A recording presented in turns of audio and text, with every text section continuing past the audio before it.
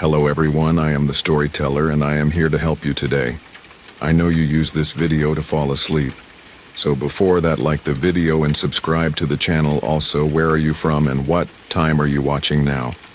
Get comfortable. Andre Laxai used to think that insomnia was the worst thing that could happen to a person. The endless hours staring at the ceiling, watching shadows dance across the walls, feeling your body grow heavy with exhaustion while your mind races on relentlessly. How foolish I was. There are far worse things than being unable to sleep. Far worse things. It started 3 months ago. I'd been having trouble sleeping for years. The usual stuff. Racing thoughts, anxiety about work, relationship problems, the standard recipe for sleepless nights. I'd tried everything. Meditation, herbal supplements, prescription medications, even a ridiculously expensive mattress that supposedly adapted to my body. Nothing worked consistently. Some nights I'd get 4 or 5 hours, other nights none at all. I learned to function on minimal sleep, becoming one of those people who wore their sleep deprivation like a badge of honor. "I'll sleep when I'm dead," I used to joke. If only I had known. My apartment was small but comfortable on the 3rd floor of an old converted Victorian house. The building had character, with creaking wooden floors and tall windows that let in plenty of natural light during the day. At night, though, those same windows seemed to invite the darkness in, the glass turning into perfect mirrors that reflected my sleepless form back at me. I had a decent job as an editor at a small publishing house. Nothing glamorous, but it paid the bills, and occasionally I'd discover a manuscript that excited me. My social life had dwindled over the years as my insomnia worsened. Friends got tired of me canceling plans because I was too exhausted or showing up looking like a zombie. My last relationship ended partly because of it. Josh couldn't handle my irritability, the way I'd snap at him after 3 sleepless nights in a row. "You need help, Ellie," he'd said when he left. Real help, not just another supplement or sleep app. He wasn't wrong, but what kind of help do you get when you've already tried everything? That's when I saw the ad. It appeared in my social media feed one night as I was scrolling mindlessly at 3 a.m., eyes burning from exhaustion, but mind stubbornly alert. Tired of being tired? Revolutionary sleep therapy with guaranteed results. Normally I'd scroll past, such obvious clickbait, but that night in my desperate state I clicked. The website looked surprisingly professional. Clean, minimalist design with soft blues and purples, colors associated with sleep and relaxation. The program was called Somnus Protocol, named after the Roman god of sleep. It promised a revolutionary approach combining neurofeedback, guided meditation, and something they called subconscious repatterning. What caught my eye was the testimonials. They weren't the usual vague, suspiciously enthusiastic reviews you see on most products. These were detailed, thoughtful accounts from people describing lifelong battles with insomnia that had finally ended. They spoke about the program with an almost religious reverence. The cost was substantial, $200 for the 6-week program, but at that point, I would have paid double, triple even. The website mentioned that spots were limited with only 10 participants accepted per month. I filled out the application immediately, detailing my sleep history, the treatments I'd tried, and my current status. Then I closed my laptop and stared at the ceiling until dawn painted my walls with pale gold light. To my surprise, I received a response the very next day. Dr. Eleanor Chen, the program's founder, had personally reviewed my application and felt I was an ideal candidate for the Somnus Protocol. There was a spot available in the upcoming cohort starting the following week. All I had to do was complete the payment and sign a few consent forms, standard legal documents acknowledging that the program was experimental. I barely skimmed the forms before signing. One paragraph caught my eye briefly. Something about the program potentially causing vivid dreams and altered sleep-wake perceptions, but in my exhaustion I glossed over it. What were a few vivid dreams compared to the hell I was already living? The first session was held in a converted warehouse space downtown. The building looked industrial from the outside, all brick and metal, but the interior had been transformed into something resembling a spa crossed with a medical facility. The waiting room had plush couches, a water feature trickling softly in the corner, and lighting so subtle and warm that I immediately felt my perpetually tense shoulders begin to relax. There were 9 other participants, all with the hollow-eyed look of chronic insomniacs. We avoided eye contact for the most part, each of us wrapped in our private exhaustion. A receptionist with a serene smile collected our final paperwork and then led us into a large room where 10 reclining chairs were arranged in a circle. Between each chair stood small tables with equipment I didn't recognize, sleek devices with electrodes and small screens. Dr. Chen entered the room, and I was immediately struck by her presence. She was a small woman, probably in her 50s, with silver-streaked black hair pulled back in a neat bun. She moved with deliberate grace, and when she spoke, her voice carried a subtle but distinctive accent I couldn't quite place. "Welcome to the Somnus Protocol," she said, standing in the center of our circle. "Each of you is here because conventional approaches to your sleep difficulties have failed. What we offer is not a pill or a quick fix, but a repatterning of your relationship with sleep itself." She explained that the program combined several approaches: neurofeedback to help retrain our brainwaves, guided meditation to address the psychological aspects of insomnia, and a proprietary technique she called sleep anchoring. "Your insomnia is not just a physical condition," she told us. "It is a complex interweaving of neurological patterns, psychological responses, and environmental factors. To truly heal, we must address all of these simultaneously." The first session was primarily informational, with Dr. Chen explaining the program structure and introducing her team of 3 assistants, all with advanced degrees in neuroscience or psychology. We would meet 3 times a week for the next 6 weeks. Between sessions, we were to listen to customized audio recordings each night and keep detailed sleep logs.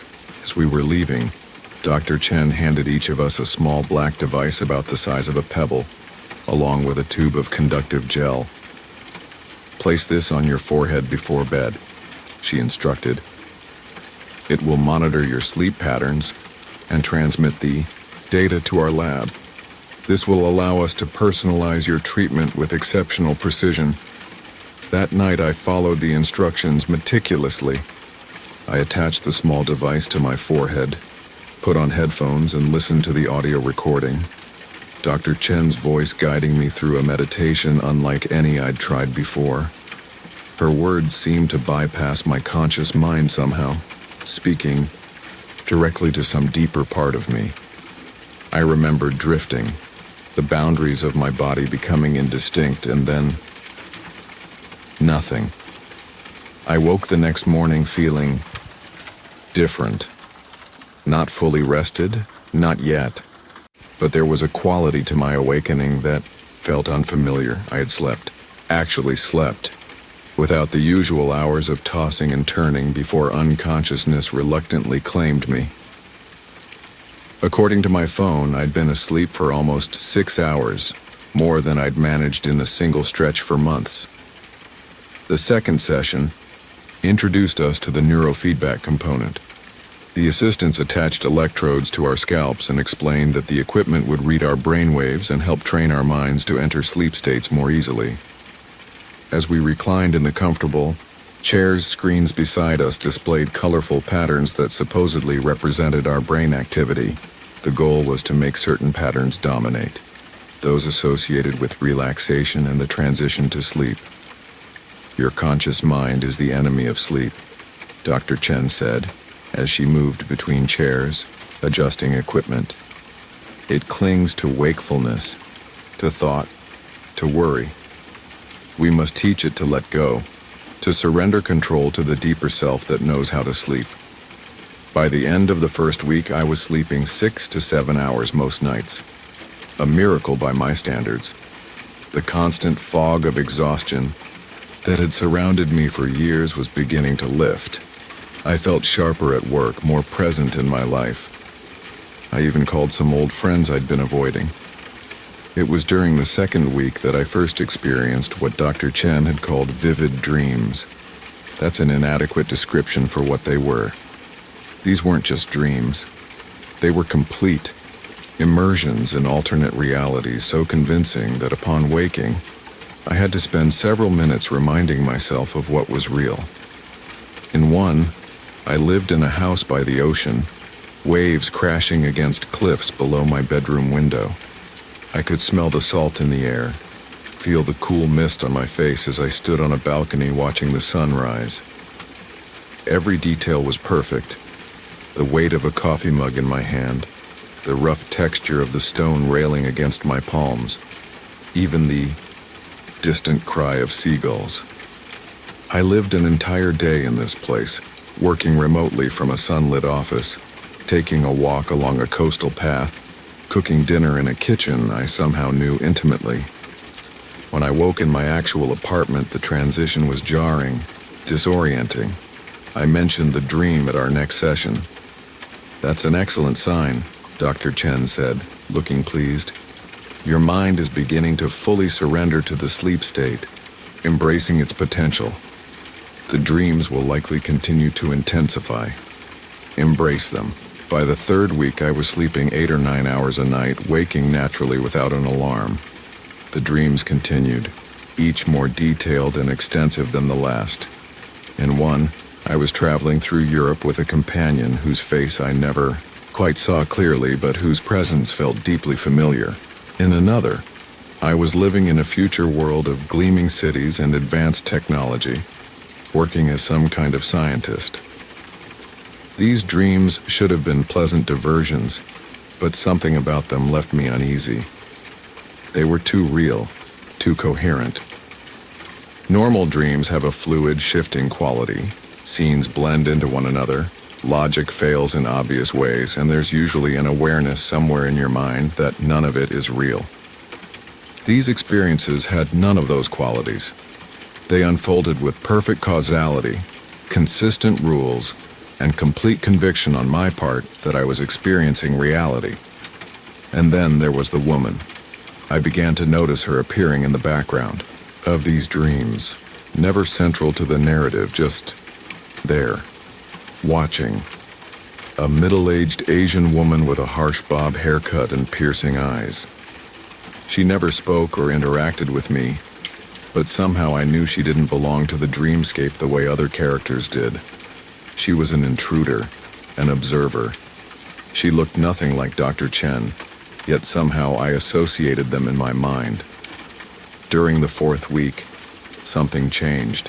The insomnia that had plagued me for years was completely gone, replaced by its opposite, an overwhelming, almost drugged quality of sleep. I found myself struggling to stay awake during the day, my eyelids growing heavy by mid-afternoon. At night, I would barely make it through my bedtime routine before collapsing into unconsciousness. And the dreams, they were no longer separate experiences. They had developed a continuity, each one picking up where the previous left off. I was living a parallel life in my sleep, a life as a marine biologist named Elaine working at a research facility in Costa Rica. I had colleagues I saw daily, a small apartment near the beach, favorite restaurants, and routines. None of it was particularly dramatic or exciting, which made it all the more convincing. It was just life.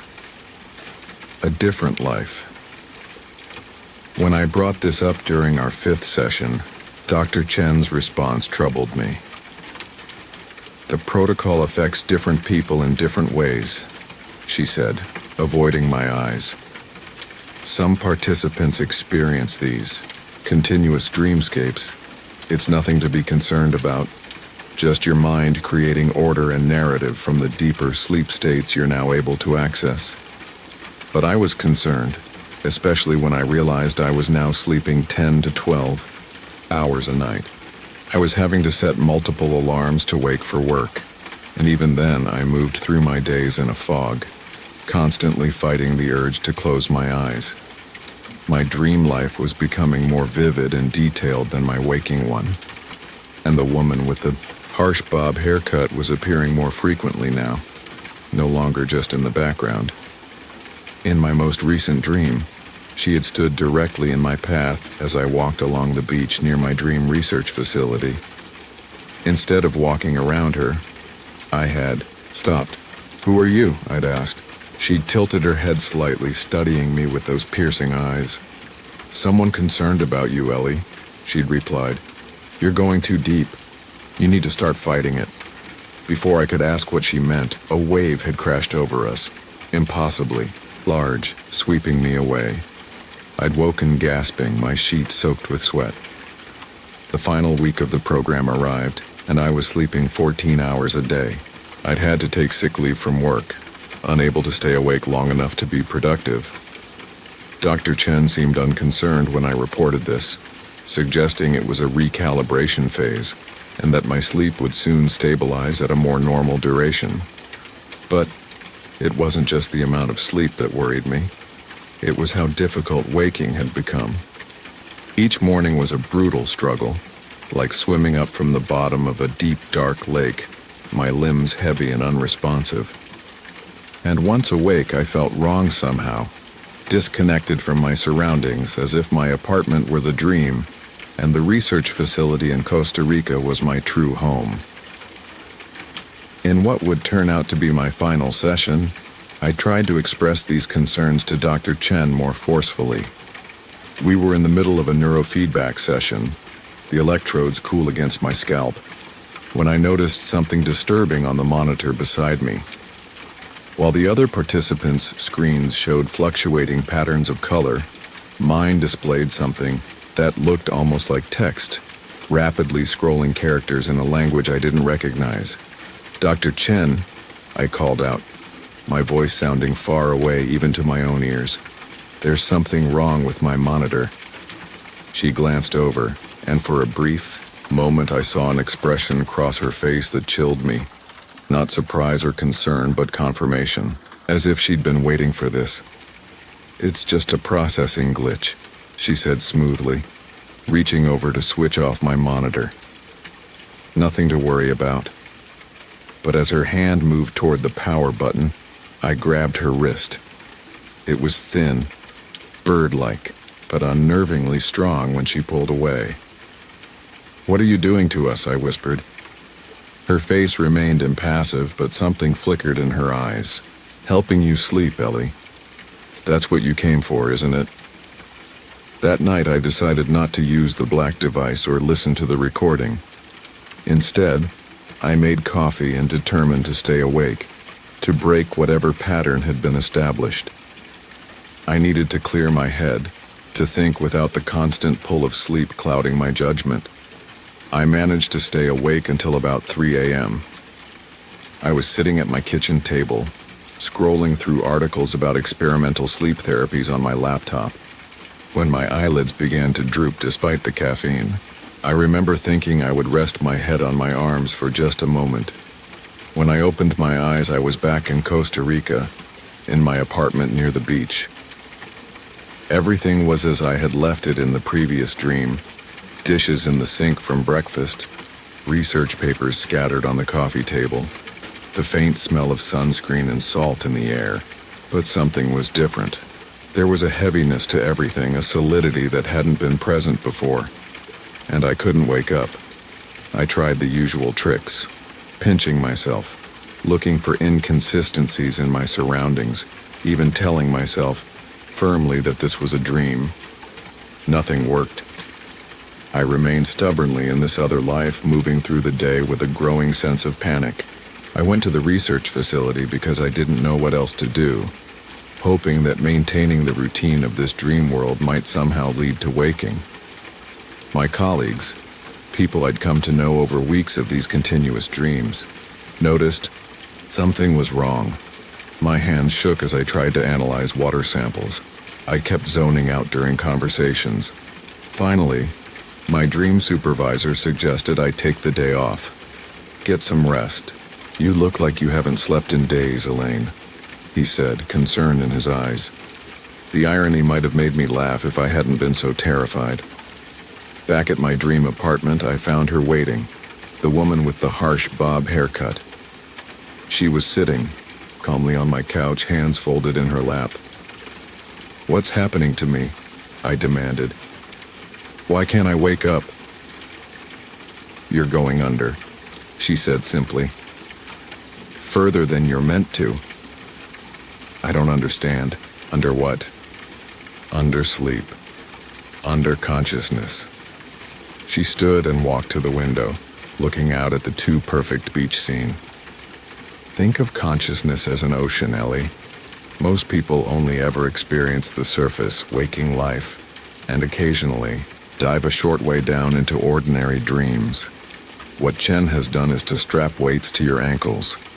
You're sinking into layers of consciousness humans aren't meant to access for more than moments at a time. "Who are you? You don't belong in my dream." "No, I don't," she agreed.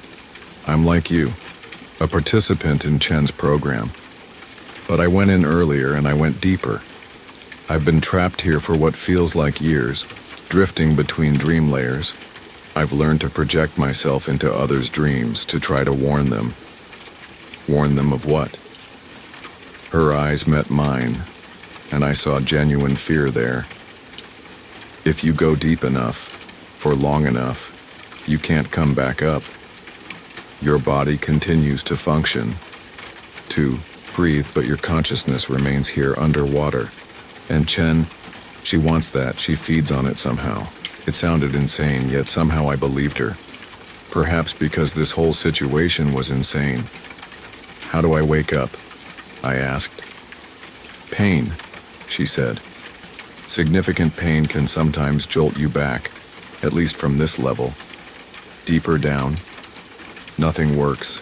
She glanced at a kitchen knife block on my counter. "I'd do it myself, but I can't interact with physical objects in others' dreams. I'm just a projection." I followed her gaze to the knives, understanding dawning with horror. "You want me to stab myself?" "Not fatally," she clarified. "But yes, pain is the only reliable anchor to waking consciousness right now."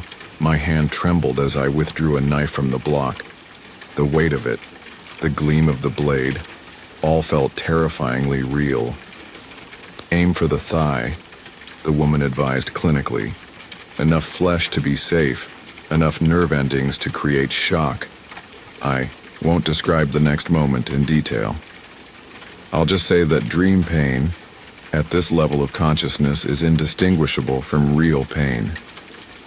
The knife bit deep, blood flowed, and I screamed. The world dissolved.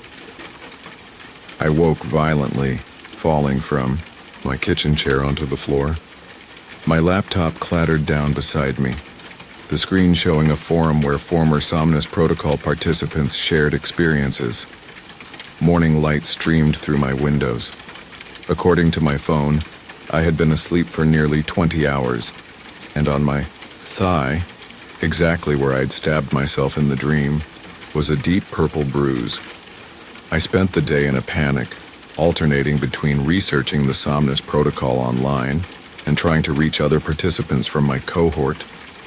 The website had disappeared completely. Dr. Chen's professional profiles on medical websites now returned 404 errors. It was as if the entire program had been erased from existence.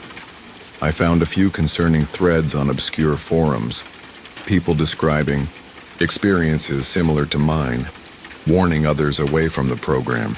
Some claimed to have lost weeks of their lives to unending sleep. Others described being pursued through their dreams by something they called Chen's shadow. By evening, exhaustion was pulling at me again, despite my terror of falling asleep. I made more coffee, took a cold shower, slapped my face repeatedly. Nothing helped. It was as if my body had been reprogrammed at a fundamental level to require sleep. massive amounts of it. As my eyelids grew unbearably heavy, I made a desperate decision. I drove to the nearest emergency room, hands shaking on the steering wheel, nearly nodding off twice at traffic lights. In the ER waiting room, I told the intake nurse that I had taken an experimental sleep medication that was causing adverse effects. It wasn't far from the truth. They admitted me and ran tests, finding nothing physically wrong besides signs of extreme fatigue. When I insisted on staying awake, explaining my fear of not waking up again, they eventually gave me a mild stimulant and monitored me through the night. It helped for a while, keeping me in a jittery state of semi-alertness, but by morning my body was shutting down regardless of the medication. The doctor who examined me was skeptical of my story about an experimental sleep program. He suggested I might be experiencing a combination of somatic symptom disorder and rebound insomnia from whatever sleep aids I'd been taking. When I showed him the bruise on my thigh, the one that matched my dream injury exactly, he theorized that I must have injured myself while sleepwalking. "The mind is powerful," he said kindly. "If you believe you can't wake up from sleep, that fear can manifest physically." They kept me under observation for another day, but when no organic cause for my symptoms could be found, they prepared to discharge me with referrals to a psychiatrist and a sleep specialist. Before they could complete the paperwork, however, I fell asleep despite the stimulants and found myself back in Costa Rica. The wound on my thigh had been bandaged. According to my dream colleagues, I had been absent from work for 3 days after a minor accident at home. This time I couldn't wake up no matter what I tried. Pain didn't work anymore. I lived a full week in the dream, growing increasingly desperate before the woman with the bob haircut appeared again. She found me on the beach where I'd taken to spending most of my time searching the horizon for something, some sign that this wasn't reality. "You're going deeper," she said without preamble, sitting beside me on the sand. "This level isn't responding to pain anchors anymore." "How do I get out?" My voice cracked. "Please, I can't stay here." She was silent for a long moment, watching the waves. "There's a way to disrupt the pattern, but it's dangerous. You have to go deeper voluntarily, find the source of Chen's influence, and break it." "Go deeper? That's the opposite of what I want. To go up, sometimes you have to go down first." She drew a diagram in the sand, concentric circles with lines connecting them. "Think of it like this. Chen has created a structure in your deep consciousness, like a net that catches and holds you. The only way to break free is to find where the net is anchored and cut it. And where is that? At the deepest level, what some traditions call the void, where consciousness itself is born." She looked at me gravely. "Few people ever access it naturally. Those who do rarely return unchanged." "Then how do I even get there?" "You have to die in this dream." She said it so matter-of-factly that it took a moment for the words to register. Die? But if this dream feels real, it will feel real. Completely real. That's the danger. Your conscious mind will experience death in all its terror and pain. Most people can't willingly put themselves through that kind of trauma, even knowing it's not their physical body dying. I looked out at the ocean, the waves steadily rolling in. "What if I drown?" She shook her head. "Too peaceful, too slow. Your survival instinct will kick in, pull you back to the surface. It needs to be sudden, shocking, unambiguous." "Like what?" I asked, but I think I already knew. "Height," she said, pointing up at the cliffs overlooking the beach. "It's quick, and there's a moment of commitment where turning back becomes impossible. That moment of surrender is key. It creates a tear in the dream fabric." The next day, dream day, I called in sick to the research facility and drove to the highest cliffs on the coast. The road wound up through lush forests until it emerged at a lookout point with a small parking area. From there, a dirt path led to the cliff edge. No barriers, no warning signs, just the abrupt transition from solid ground to empty air, with the ocean crashing against rocks 300 feet below. I stood at the edge for what felt like hours, trying to convince myself to step forward. The wind tugged at my clothes, almost like hands pulling me back to safety. Every instinct screamed against what I was contemplating. Eventually, I sat down several feet from the edge, hugging my knees to my chest. I couldn't do it. Dream or not, my body refused to throw itself off a cliff. As the sun began to set, casting long shadows across the lookout point, the woman appeared again. She didn't speak, just sat beside me, watching the horizon turn orange and pink.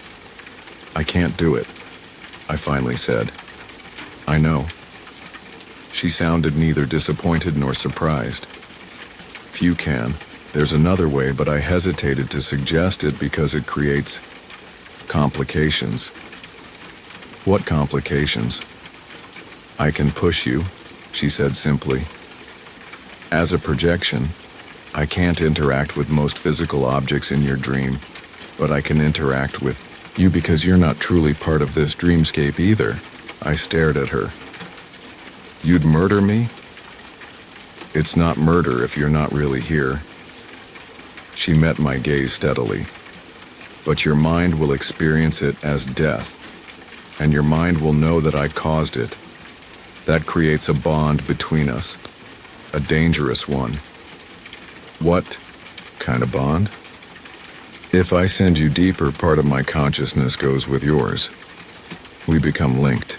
If you get trapped down there, I might too, more deeply than I already am." She looked away. "I've helped 3 others before you. The first made it back to waking life. The second is still wandering in deeper dream layers. The third went to the void and never returned." I felt her consciousness dissolve. The implications were horrifying, but what choice did I have? Remain trapped in this dream forever, or risk everything on a desperate gamble? "Do it," I said. The woman nodded once, then stood and offered her hand to help me up. I took it, her fingers surprisingly warm and solid in mine. We walked to the cliff edge together. "Look at the sunset," she said gently. "Not down." I fixed my eyes on the horizon, where the sun was melting into the ocean in a blaze of gold and crimson. It was beautiful, perhaps the most beautiful sunset I'd ever seen, real or dreamed. I didn't see her move, just felt the sudden hard shove between my shoulder blades, the sickening lurch as my feet left solid ground, and then falling. They say your life flashes before your eyes when you die. That's not quite right. What flashed before me wasn't my past, but the present. The acute awareness of air rushing past my body, the cliff face blurring in my peripheral vision, the ocean and rocks below growing rapidly larger. Time stretched impossibly, giving me leisure to notice every detail of my impending death. And then impact. A moment of unimaginable pain, and then I fell through the dream. There's no other way to describe it. It was as if reality itself tore open beneath me, and I plunged into a deeper layer of consciousness. The sensation was like sinking through layers of increasingly dense liquid, pressure building around me until I thought my mind would be crushed. When the pressure finally eased, I found myself somewhere else. Not Costa Rica. Not any place I recognized. I stood on a vast empty plain under a twilight sky filled with stars that seemed too large, too close. The ground beneath my feet was neither earth nor sand, but something in between, dark and fine-grained. It stretched in all directions to a horizon that seemed both impossibly far away and strangely close, as if distance itself was an unreliable concept here. I was alone. The woman who had pushed me was nowhere to be seen, though I could feel her presence somehow, a whisper at the edge of my awareness. I began to walk, having no better idea of what to do. There were no landmarks, no features to guide me, just the endless plain and the two bright stars overhead. Time became meaningless. I might have walked for hours or days. My body didn't tire, didn't hunger or thirst. It simply continued, mechanical and determined. Eventually, I saw something in the distance, a structure of some kind rising from the plain like a mirage. As I drew closer, it took shape. A perfect black cube, massive in scale, its surface so dark it seemed to absorb the starlight around it. And I knew, with the inexplicable certainty that comes in dreams, that this was what I had been looking for. This was the anchor, the source of Dr. Chen's influence. This was what kept me trapped in the layered dreams. As I approached the cube, I noticed figures moving around its base, shadowy forms that seemed neither fully human nor completely other. They moved with purpose, performing what looked like rituals or procedures, and among them, unmistakable, even at a distance, was Dr. Chen herself. Only she didn't look quite like the Dr. Chen I knew. This version was taller, her movements more fluid, almost predatory. When she turned in my direction, I saw that her eyes reflected the starlight, like an animal's. I ducked down instinctively, though there was no cover on the empty plain. Somehow she didn't see me. Her attention was focused on the cube and whatever ceremony the shadow figures were conducting. I crept closer, staying low, until I could hear voices, murmured chants in a language that hurt my ears, the sounds twisting in ways human speech shouldn't. Dr. Chen's voice rose above the others, speaking English. The anchors are holding. 9 subjects successfully transitioned to sustained delta void states. Consciousness harvest at 70% efficiency. Consciousness harvest. The word sent a chill through me, unlike anything I'd ever felt. One of the shadow figures approached, her, carrying something that glowed with soft blue light. A cube much smaller than the enormous black structure, but similar in shape. As the figure handed it to Chen, I caught a glimpse of what was inside. Swirling patterns of light that somehow gave the impression of human faces in torment. Subject 7 is resisting, the shadow figure said, its voice like gravel. Sending intrusions into other dreamscapes, attempting to warn them. Subject 7, the woman with the harsh bob haircut. Increase the binding protocols, Chen replied calmly. If she continues to resist, initiate consciousness dissolution. I must have made a sound, a gasp or cry of horror, because Chen's head snapped in my direction. Those reflective eyes widened in surprise, then narrowed.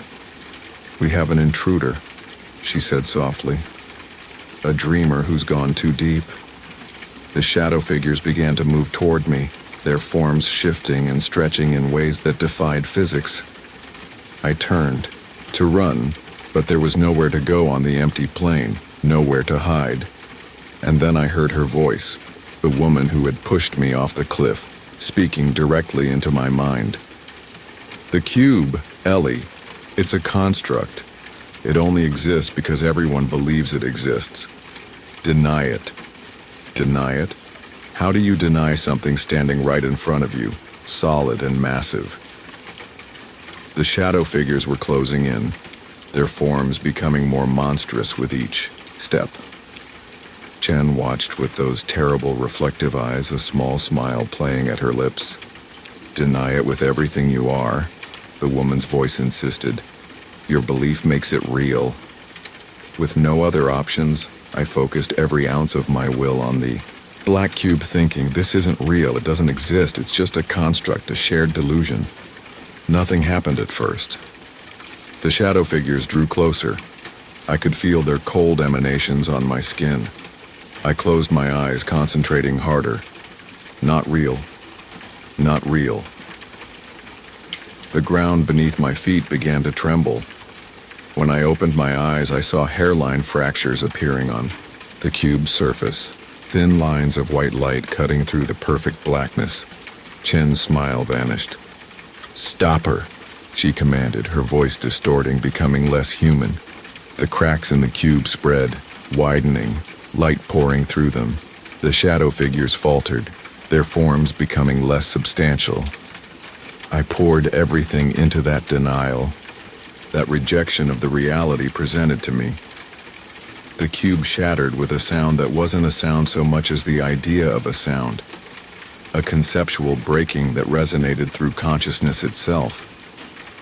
Light flooded the plane, blinding me. The shadow figures dissolved in it like mist in the morning sun. Chen screamed, a sound of rage and frustration that seemed to come from everywhere and nowhere. And then I was falling again, but upward this time, rocketing through layers of consciousness, breaking through dream after dream like a swimmer desperate for air. I caught glimpses of other dreams as I passed through them. A man living as a celebrated pianist, a woman exploring ancient ruins, a child flying through impossible cloudscapes. Other subjects of the Somnus Protocol, I realized, each trapped in their own dream reality. The woman's voice came to me one last time as I ascended. "Remember, tell others." She'll try again. Then light, real light, and the antiseptic smell of hospital. I woke with a violent gasp, sitting up so suddenly that I pulled out my IV. Alarms blared. Medical staff rushed in. According to them, I had been unresponsive for nearly 72 hours, not unconscious in the traditional sense, but in a state they described as atypical catatonia. Brain scans had shown unusual activity, patterns that one neurologist had apparently found fascinating enough to submit to a journal. I told them as much as I could, though I knew how it sounded. To their credit, they didn't dismiss me outright.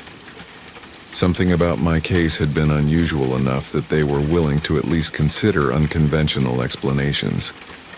While I was being monitored for another day, a detective came to speak with me. Apparently, I wasn't the first person to end up hospitalized after participating in the Somnus Protocol. There had been others, some still unresponsive in long-term care facilities, others who had woken but suffered profound psychological trauma. The detective wanted details about Dr. Chen, the location, anything that might help them track her down. But the warehouse space where we'd had our sessions was now empty, the lease showing it had been vacant for months despite my vivid memories of being there. Dr. Chen had disappeared along with her assistants and equipment. That was 3 months ago. My sleep has never been the same. I drift off easily now, too easily sometimes, but my dreams are chaotic and fragmentary. Never again. The coherent alternate realities I experienced under the protocol. Sometimes I catch glimpses of places that seem familiar. A beach in Costa Rica, a research facility, a cliff overlooking the ocean, but they slip away when I try to focus on them. I've been in touch with 2 other participants from my cohort, who also woke up. We've pieced together what we can about Dr. Chen and the Somnus Protocol. It wasn't easy. Information seems to disappear from the internet. Records get erased. People who might know something suddenly forget or refuse to talk. What we've gathered is disturbing. The Somnus Protocol appears to have operated under different names in different cities for at least a decade. Always the same pattern, promising revolutionary sleep therapy, delivering something far more sinister. We found references to similar programs dating back further, much further, though details become scarcer the deeper we dig. One participant, a librarian with access to rare historical documents, discovered accounts from the 1920s of a sleep temple in Shanghai run by a woman described as having eyes that reflect light like a cat's. Patients would enter seeking cures for insomnia and emerge changed, if they emerged at all. Many simply disappeared, their families told they had gone away for extended treatment. Whatever Dr. Chen is, and I'm no longer convinced she's entirely human, She's been harvesting human consciousness for a very long time. As for the woman who helped me, Subject 7, I've never seen her again, neither in dreams nor in waking life. I don't know if she managed to escape when I destroyed the cube, or if she remains trapped in the dream layers, or if something worse happened to her. Sometimes I think I feel her presence, a whisper at the edge of perception, but it never coalesces into anything I can grasp. I still have the small black monitoring device Chen gave us in that first session. I keep it in a box, sealed with layers of tape, unable to throw it away but unwilling to destroy it. It's evidence, though, of what exactly I'm not sure. Sometimes late at night when the world is quiet and sleep pulls at me, I swear I can hear it humming inside its box, calling me back. The bruise on my thigh where I stabbed myself in the dream has faded, but a small scar remains, a physical reminder that what happens in some dreams can affect the waking body. When I doubt my memories, when I start to think perhaps it was all a delusion born from sleep deprivation, I touch that scar and remember. I've been monitoring sleep research publications, watching for certain phrases, certain concepts. 2 months ago, I found a paper discussing consciousness anchoring and sustained delta void states in the context of treating severe sleep disorders. The lead researcher's name wasn't Chen, but when I found a photo online, I recognized her immediately despite the different appearance. Same eyes, same presence. She started again somewhere else. I've sent anonymous warnings to the institution, where she's currently working. I doubt they'll be taken seriously. Who would believe such an outlandish story? I've started to notice other people around me, strangers on the street, a barista at my regular coffee shop, a colleague at work, who move differently than everyone else. More deliberately, more precisely. Sometimes I catch them watching me with unusual intensity. Once I could have sworn I saw a flicker of reflection in their eyes, like Chen's in that deepest dream. I don't know what they want, or if they're even connected to her. Maybe my experience has left me paranoid, seeing threats where none exist. Or maybe they're real, monitoring me, waiting to see if I cause trouble, if I get too close to truths I'm not meant to know. Last week, I received an unmarked package containing a journal. The handwriting inside matched none I recognized, yet reading it felt like hearing an old friend's voice. It detailed experiments with consciousness, with the boundaries between dreams and reality, dating back decades. The final entry read simply, "If you're reading this, I made it out. Look for me where the sleep never ends." I don't know what that means. I've analyzed it from every angle, searched for hidden messages, researched possible locations. Nothing has yielded answers. My previous insomnia seems quaint now, a minor inconvenience compared to what I face each night, because now when I close my eyes, I'm afraid not that sleep won't come, but that it will, and that this time I might not wake up again. So I fight it as long as I can, existing in the liminal space between wakefulness and dreams, keeping Chen and whatever she serves at bay for one more night. Sometimes I wonder if I truly escaped, or if this apparent waking life is just another layer of dream, more convincing than the last.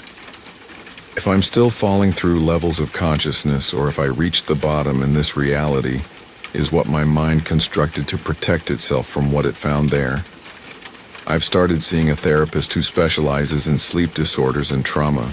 Dr. Keller is kind and patient, never dismissing my experiences even when they must sound impossible. She's helping me develop coping mechanisms, ways to ground myself in this reality, whether it's the final one or not. The mind can heal from even the most profound trauma, she tells me. But healing doesn't mean forgetting. It means integrating the experience, learning to carry it without being crushed under its weight. I'm trying to believe that, trying to build a life around the jagged edges of what happened.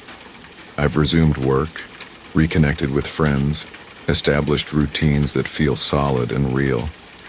Most days I can almost convince myself that I'm fully present in this world, that the dream layers are behind me. But then night comes, and with it, the whispers. They're faint at first, barely distinguishable from the normal mental static that precedes sleep. As consciousness fades, they grow clearer, words in a language I've never learned but somehow understand. Promises of power, of knowledge beyond human comprehension. Warnings of terrible consequences if I continue to interfere. And beneath those whispers, a deeper voice that might be the woman who helped me or might be something wearing her identity like a mask. Remember the void. Remember what waits there. I've taken to recording myself while I sleep. The recordings are mostly uneventful, normal sleep sounds, occasional murmuring. But sometimes there are anomalies. Periods of complete silence, not even the sound of breathing. Words spoken in voices that aren't mine. Once a full conversation between what seemed to be multiple people, though I was alone in my apartment. When I listen to these recordings in daylight, they make little sense. But in the pre-dawn hours, when my defenses are lowest, I think I understand what they mean. They're communications from other layers, other dreamers trying to reach through. Warnings, perhaps, or pleas for help. I've started writing down what I remember upon waking, no matter how fragmented. The notes fill journals now, descriptions of places I visit in dreams, people I meet there, snippets of information about Chen and whatever she serves. I'm looking for patterns, for anything that might help me understand what's happening and how to stop it. One name keeps recurring: Somnus. Not just the name of Chen's program, but something older, larger. In one particularly vivid dream, I found myself in what appeared to be an ancient library. A robed figure showed me a text describing Somnus not as a deity, but as an entity that exists in the space between consciousness and unconsciousness, feeding on the energy generated when minds transition between states. The ancients knew, the robed figure told me. They built sleep temples not to worship but to contain. Chen has broken the seals. Was it just a dream? A story my subconscious created to make sense of what happened? I don't know. The line between dreams and reality has blurred beyond recognition. I found others online who describe similar experiences, not necessarily with the Somnus protocol specifically, but with other sleep programs, meditation retreats, even certain types of neurofeedback therapy. We share what we know, what we've seen in the deep layers of consciousness. Some think we're dealing with psychological phenomena, others with interdimensional entities, still others with some kind of technological manipulation of brain activity.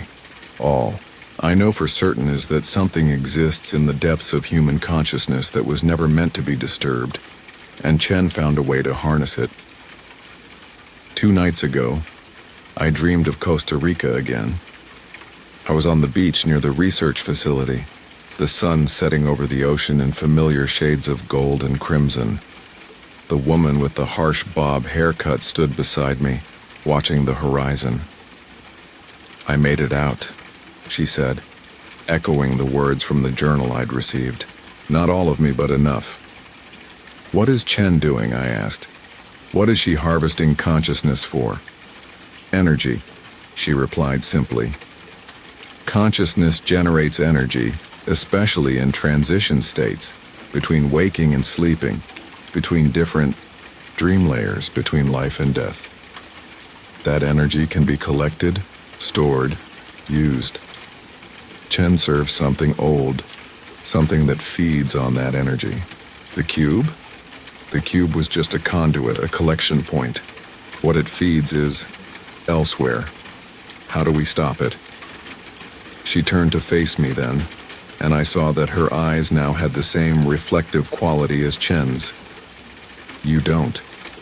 You can't destroy it, any more than you can destroy gravity or time. But you can close the doorways, seal the breaches between layers.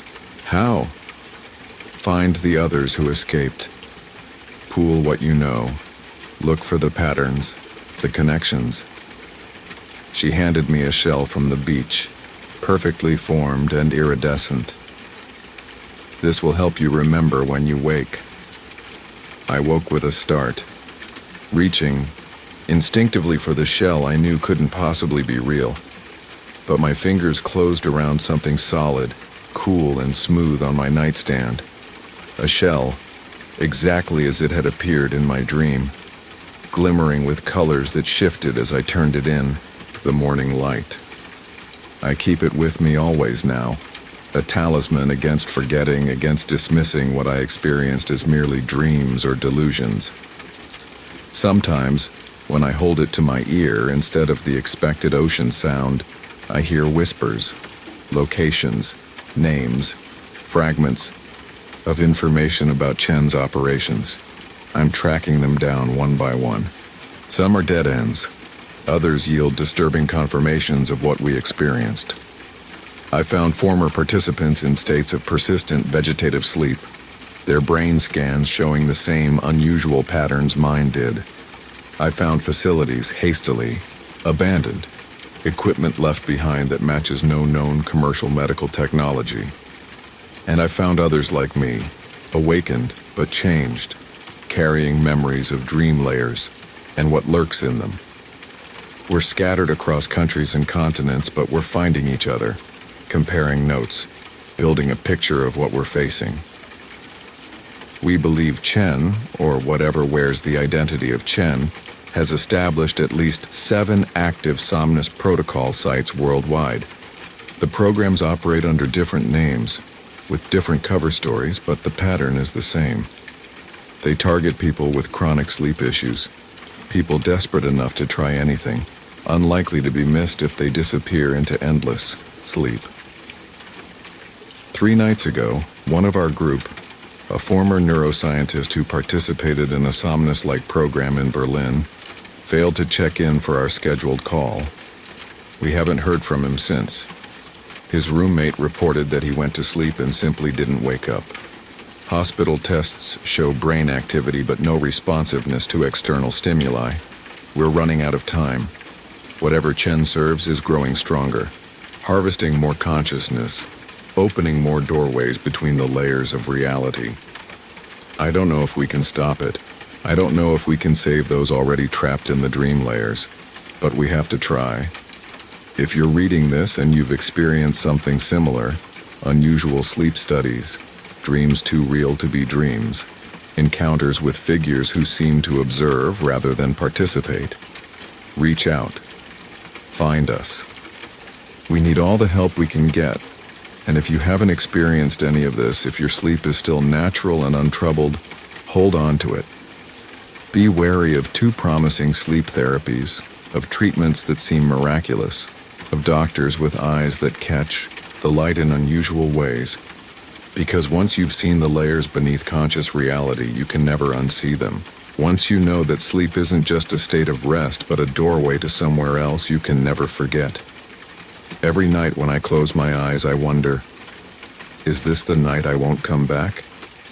Is this the night something follows me up from the depths? Keep fighting sleep.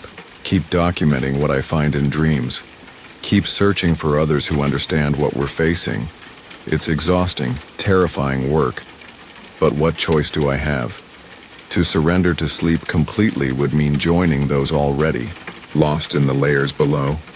To ignore what I know would mean allowing Chen and whatever she serves to continue harvesting human consciousness unchallenged.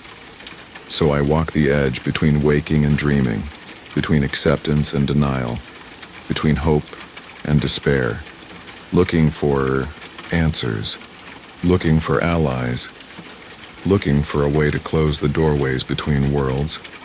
And every night before I reluctantly surrender to sleep, I whisper to myself, remember to wake up. Remember this is not the final layer. Remember the way back. Because in the end, that's all we have against the pull of the endless sleep. The determination to remember to return, to wake into this imperfect but solid reality one more time. If you notice someone who always seems tired but tenses when sleep is mentioned, who watches reflective surfaces too carefully, who seems to listen for whispers you cannot hear, know that they might be one of us, fighting a battle in the space between consciousness and unconsciousness, trying to keep the doorways closed, trying to remember the way back. And if you find yourself suddenly sleeping too deeply, dreaming too vividly, living entire lifetimes when you close your eyes, fight it. Question it. Look for the watchers in the background of your dreams. Look for us. We're searching for you too. Just remember, the sleep that never ends isn't sleep at all. It's something else entirely. And it's hungry. I'll write a 10,000-word horror story based on the title Nightmare Beneath the Pillow. This will also be delivered in multiple parts due to length limitations. Nightmare Beneath the Pillow. I've always been a light sleeper. The slightest noise, the faintest change in temperature, even the subtle shift of someone entering the room could instantly wake me. My ex-wife used to joke that I had a superpower, one that made me perpetually tired and irritable, but a superpower nonetheless. I never thought this sensitivity would save my life. It started with the new pillow. After my divorce was finalized and Amanda moved out, I decided to rebuild my life piece by piece, starting with simple things. New sheets, a better coffee maker, a decent set of kitchen knives, small improvements that were entirely mine. The memory foam pillow was an impulse buy, spotted during a late-night scrolling session when sleep eluded me as it often did. The website looked professional enough, though I'd never heard of the brand. Somnus Comfort. Experience the deepest sleep of your life, the description promised. Our proprietary memory foam contours to your unique shape, supporting your head and neck in perfect alignment while our patented Dreamweave technology ensures optimal REM cycles. It was expensive, more than I'd normally spend on bedding, but after months of restless nights following the separation, I was desperate enough to try anything. I placed the order without much thought, then promptly forgot about it until it arrived. 3 weeks later, the packaging was elegant, a black box with a silver logo sealed with a ribbon that seemed excessive for a pillow. Inside, nestled in tissue paper, was the pillow itself. It was heavier than I expected, with a soft gray cover that felt like silk but was supposedly some advanced cooling fabric. There was a faint, not unpleasant smell to it, something herbal that I couldn't quite identify. The instruction card, yes, a pillow with instructions, suggested allowing it to acclimate for 24 hours before use. I nearly ignored this, but something about the formality of the presentation made me comply. I left it on my dresser and continued with my old flattened pillow for one more night. That first night with my old pillow was the last truly peaceful sleep I would know. When I finally transferred the Somnus pillow to my bed the following evening, I was almost ceremonial about it, which seems ridiculous in retrospect. I smoothed the sheets, positioned it carefully, even dimmed the lights earlier than usual to prepare my sleep environment, as the instruction card had suggested. The pillow was remarkably comfortable. The moment my head touched it, I felt it, yielding perfectly, cradling my skull and neck in a way that immediately relieved tension I didn't even realize I was carrying. The herbal scent was stronger now, pleasant and somehow familiar, though I still couldn't place it. Within minutes I was drifting off, something that normally took me an hour of tossing and turning. I slept deeply that night, more deeply than I had in months, perhaps years. No midnight wakings, no awareness of the neighbor's barking dog or the occasional car passing outside. Just darkness and stillness. When morning came, I woke feeling genuinely refreshed, the persistent fog of fatigue that had become my constant companion noticeably lighter. The second night was much the same. Immediate, deep sleep that lasted until my alarm blared. I began to think the ridiculous price of the pillow might actually be worth it. By the fifth night, I was evangelizing about it to colleagues at the architectural firm where I worked. "You have to try this thing," I told Martin during lunch. "I haven't slept this well since I was a teenager." It was on the seventh night that I first heard it, a sound so faint that even my hypersensitive hearing barely registered it. A soft scratching like fingernails against fabric, seemingly coming from within the pillow itself. It lasted only a moment, stopping as soon as I lifted my head. I listened for several minutes, fully awake now, but heard nothing more. Deciding it was just the memory foam adjusting to my movement, I settled back down and eventually drifted off again. The next morning, I checked the pillow carefully in full daylight. There were no tears in the fabric, no signs of insects or anything that could have made the noise. I dismissed the incident and went about my day. That night, the scratching came again, slightly louder. This time when I lifted my head, it continued, for a few seconds before stopping. It didn't sound mechanical or fabric-related. It sounded deliberate, like something inside was trying to get my attention. I sat up fully, turned on the light, and examined the pillow again. Nothing. I even removed the pillowcase and checked the memory foam itself. It looked normal. The same muted gray as when I'd received it, with no visible defects or entry points. Still, I was unsettled enough that I considered sleeping without it. The thought of returning to my old, uncomfortable pillow and the restless nights it represented was enough to make me reconsider. I told myself I was being ridiculous. It was. Just a new product settling. Or perhaps the memory foam had some air pockets working their way out. I put the pillowcase back on and turned off the light. The third time the scratching came that night, it was accompanied by something else. A subtle shift in the pillow's shape beneath my head, as if something inside had moved independently of my pressure. It was slight, almost imperceptible, but to someone as sensitive to sleep disturbances as me, it might as well have been an earthquake. I jolted upright, heart hammering. This time I didn't just examine the pillow. I picked it up entirely and moved it to my dresser, switching back to my old pillow for the remainder of the night.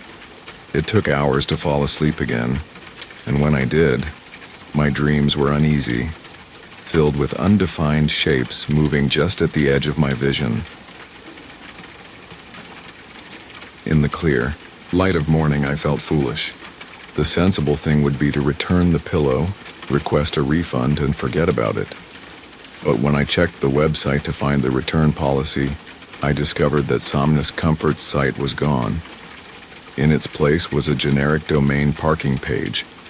My browser history still showed my previous visit, but the link now led nowhere. A quick search found no other mentions of the company. I went to work distracted, periodically searching for information about Somnus Comfort on my phone between meetings. Nothing. It was as if the company had never existed.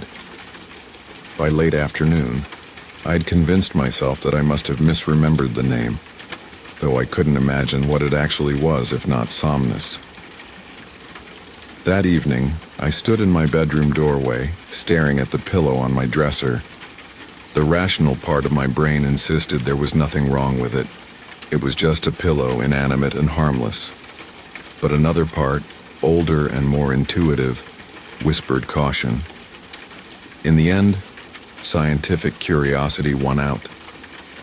I was an architect, trained to understand materials and structures. If there was something unusual about this pillow, I wanted to know what it was. I decided to cut it open. I laid down newspaper on my kitchen counter, placed the pillow atop it, and fetched a sharp knife. The outer cover sliced easily, revealing the memory foam within. It looked normal enough, a slightly grayish foam that sprung back slowly when pressed. I began to cut into the foam itself, which was denser than I expected, offering more resistance to the knife. About 2 inches in, the blade struck something solid, something that definitely wasn't memory foam. I pulled the knife back, staring at the small incision I'd made. From the cut, a drop of something dark and viscous emerged. Not blood, but something thicker, more like oil or resin. It had a stronger version of that same herbal smell I'd noticed before. Using the tip of the knife, I carefully widened the cut, revealing what looked like a thin layer of some darker material embedded within the foam.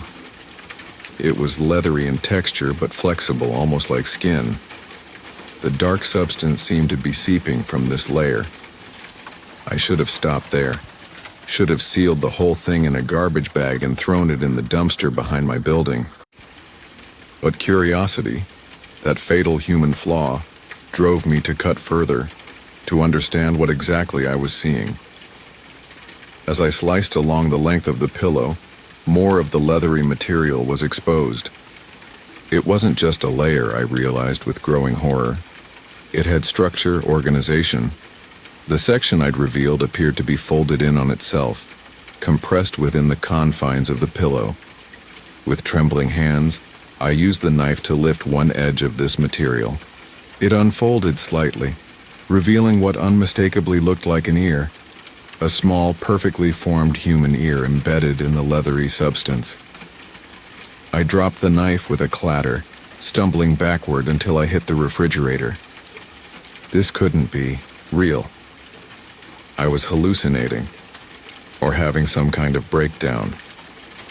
I squeezed my eyes shut, counting slowly to 10, certain that when I opened them again, I would see nothing but ordinary memory foam. When I looked again, the ear was still there. And now, exposed to the air, the leathery material was continuing to unfold itself, stretching and expanding as if finally free of the compression that had contained it. I watched, paralyzed, as what had been hidden inside my pillow gradually revealed itself, a face, not a human face, not exactly, though it had human features. The proportions were wrong. The skin texture too uniform, the features too symmetrical. It was like something created by an AI that had been fed thousands of human faces but had never actually seen a real person. The eyes were closed, thank God, but as I stared in horror, a seam along what passed for its mouth began to split open, revealing not teeth but hundreds of tiny writhing filaments, like the cilia of some deep-sea creature. That was when I ran. I didn't pack a bag, didn't grab my wallet or phone. I simply fled my apartment, slamming the door behind me. I spent that night in my car, parked at a 24-hour supermarket, convinced that at any moment someone would knock on my window and ask why I was there. No one did. By morning, shock had given way to a more rational terror. What was that thing in my pillow? Where had it come from? And most pressingly, what should I do about it? I couldn't go to the police. What would I even say? There's a face in my pillow that I think might be alive. They'd have me committed. I couldn't tell friends or family for the same reason. For a brief, insane moment, I considered simply returning to my apartment and acting as if nothing had happened, sleeping on the couch and pretending the thing in the kitchen wasn't there. Instead, I drove to a hardware store and purchased heavy-duty garbage bags, duct tape, and thick rubber gloves. I would bag the thing, seal it thoroughly, and dispose of it somewhere far from my home. Then I would move immediately. Break my lease, absorb the financial hit, whatever it took. When I returned to my apartment, unlocking the door with shaking hands, I found the kitchen exactly as I'd left it. Newspaper on the counter, knife on the floor. But the pillow was gone. So was the thing I'd cut from it. I searched every room, growing increasingly frantic. There was no sign of either the pillow casing or its contents. The only evidence anything had happened at all was a faint, dark stain on the newspaper where the viscous liquid had dripped. I spent the day in a state of controlled panic, jumping at every sound, checking closets and under furniture repeatedly. By evening, I'd convinced myself that perhaps I had imagined the whole thing, a vivid hallucination brought on by stress and sleep deprivation. The pillow must be somewhere. I'd simply overlooked it in my terrified state. When night came, I couldn't bear the thought of sleeping in my bed. I made up the couch with fresh sheets and a blanket, using a throw pillow to rest my head. Every few minutes I would jerk awake from the edge of sleep, certain I'd heard scratching or movement. Around 3 a.m. I finally fell into an uneasy slumber, only to be woken by a familiar sensation, the feeling of memory foam perfectly cradling my head and neck. I froze, eyes flying open to stare at the dark ceiling. Somehow impossibly, I was lying on the somnus pillow. I could feel its distinctive give beneath my head, smell that herbal scent now tinged with something darker. I tried to lift my head but found I couldn't move, not even to twitch a finger or blink. Sleep paralysis, I told myself. It's just sleep paralysis, it will pass in a moment. But what came next was not the typical sleep paralysis experience. I felt something move beneath my head, not the subtle shift I'd felt before, but a deliberate repositioning. The surface of the pillow seemed to soften further, becoming almost liquid, molding itself around the base of my skull. And then I felt it trying to enter my ear. It was like a thin stream of warm oil probing gently at first, then with more insistence. I tried to scream but couldn't make a sound. Tried to thrash, to roll away, but remained motionless. All I could do was feel as this substance, this extension of whatever lived inside the pillow, pushed its way into my ear canal. There was no pain, which somehow made it worse. Just pressure and a spreading numbness and the terrifying certainty that something alien was entering my body. Just when I thought I would lose my mind from horror, the paralysis broke. I launched myself off the couch with a hoarse cry, clutching at my ear. It felt wet, and my fingers came away coated with the same dark, viscous liquid I'd seen inside the pillow. The pillow itself had changed. It was flatter now, partially deflated, as if some of its internal substance had been transferred to me. In the dim light filtering through the window blinds, I could see that the leathery material was more exposed now, folded in complex patterns across the pillow's surface. Moving on pure adrenaline, I grabbed the pillow, ran to the kitchen, and shoved it into my microwave. I didn't know if heat would hurt it, but it was the only weapon I had readily available. I set it for 5 minutes, the maximum time, and pressed start. For a few seconds, nothing happened except the normal hum of the microwave. Then the pillow began to swell, expanding rapidly as the heat affected whatever was inside. A high-pitched keening sound emerged, audible even through the microwave door. The leathery material writhed and bubbled, the face-like structure contorting in what looked horribly like a silent scream. Dark liquid began to leak out, pooling at the bottom of the microwave, and the smell, that herbal scent now turned acrid and burning, filled my kitchen. I stumbled back, covering my nose and mouth with my shirt, but continued to watch as the pillow convulsed. Just before the timer ended, there was a wet popping sound, and the microwave went dark. The power in my entire apartment cut out simultaneously. In the sudden silence and darkness, I could hear my own ragged breathing, and something else, a faint hissing like gas escaping under pressure coming from the microwave.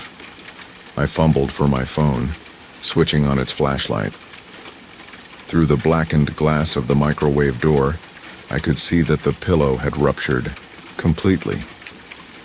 The interior was exposed, no longer resembling memory foam at all, but a complex organic structure, like some impossible hybrid of fungus, plant matter, and animal tissue. The dark liquid had spread everywhere inside the microwave, some of it now seeping out through the vents at the sides. As my light played over it, I could see that it was moving independently, forming patterns that held for moments before dissolving and reforming. I backed away, keeping the light trained on the microwave.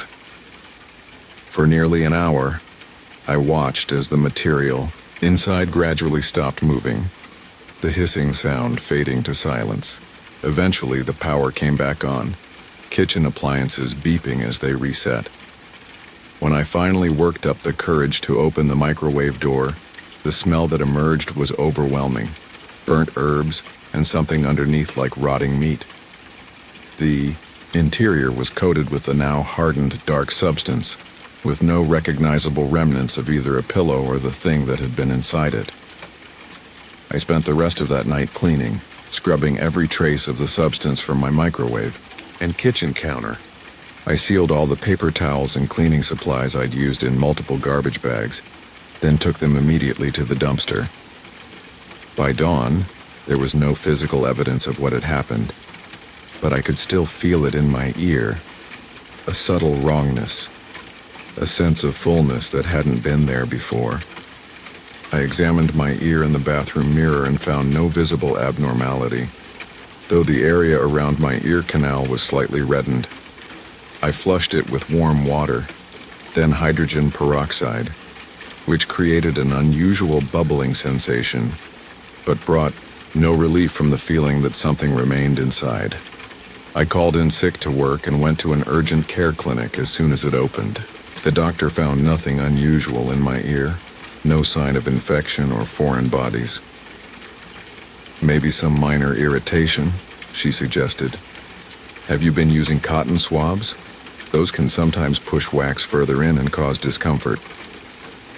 I didn't tell her about the pillow or what I believed had happened. Instead, I nodded and accepted the prescription for eardrops she offered, knowing they would do nothing. That night, I lay awake, afraid to sleep. Every time I drifted toward unconsciousness, I would jerk myself awake, terrified of becoming vulnerable again.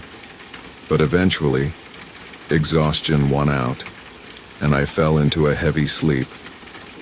The dreams that came were unlike any I'd had before. Vivid doesn't begin to describe them. I dreamed I was in a vast organic structure, like being inside a living organism. The walls pulsed rhythmically, lined with the same leathery material I'd seen in the pillow. Rivers of the dark liquid flowed through channels, and everywhere were faces, not the artificial, symmetrical face from the pillow, but human faces, eyes closed as if sleeping, embedded in the walls. I was not alone in this place. Shapes moved through the chambers, tending to the faces, collecting the dark liquid in vessels made of the same leathery substance. These caretakers were humanoid but wrong in fundamental ways. Limbs too long and jointed in extra places, heads that seemed to consist entirely of sensory organs with no recognizable features. One approached me, its movements fluid yet somehow mechanical. It reached toward my ear with elongated fingers that divided at the tips into fine probing tendrils. I woke screaming, my hand clutched to my ear, which was wet again with the dark liquid. Over the following days, a pattern established itself. I would fight sleep as long as possible, eventually succumb, then return to that organic labyrinth in my dreams. Each time, the caretaker creatures would work on my ear, inserting their tendril fingers, adjusting something inside my head. Each time I woke, there would be more of the dark liquid, and the feeling of wrongness would have spread further, from my ear to my jawline, then up toward my temple. I sought medical help again, this time at the emergency room. Blood tests, an MRI, even a psychiatric evaluation, all showed nothing conclusively wrong. The MRI technician did mention an imaging artifact near my inner ear, but the radiologist later dismissed it as equipment error. By the end of the second week, I was barely functional. Sleep had become a terror, but staying awake was increasingly difficult. The feeling of invasion had spread through much of the right side of my head, and I began experiencing new symptoms. Brief moments when my right hand would move without my conscious control. Jerky movements like a puppet being manipulated by an unskilled operator. I stopped going to work. Stopped answering calls. The only thing that mattered was understanding what was happening to me and how to stop it. In desperation, I turned to less conventional sources of information. Online forums dedicated to sleep disorders, paranormal experiences, even conspiracy theories. Most were useless, full of anecdotes about sleep paralysis or alien abduction fantasies. But on one obscure forum, buried in a thread about consciousness parasites, I found something that froze my blood. A user called Sleep No More had posted an eerily similar account 2 years earlier. They described purchasing a high-end memory foam pillow from a company called Morpheus Comfort, and subsequently discovering what they called a biomechanical organism hidden within the foam. They included no photos but described in detail the leathery material, the face-like structure, the dark liquid.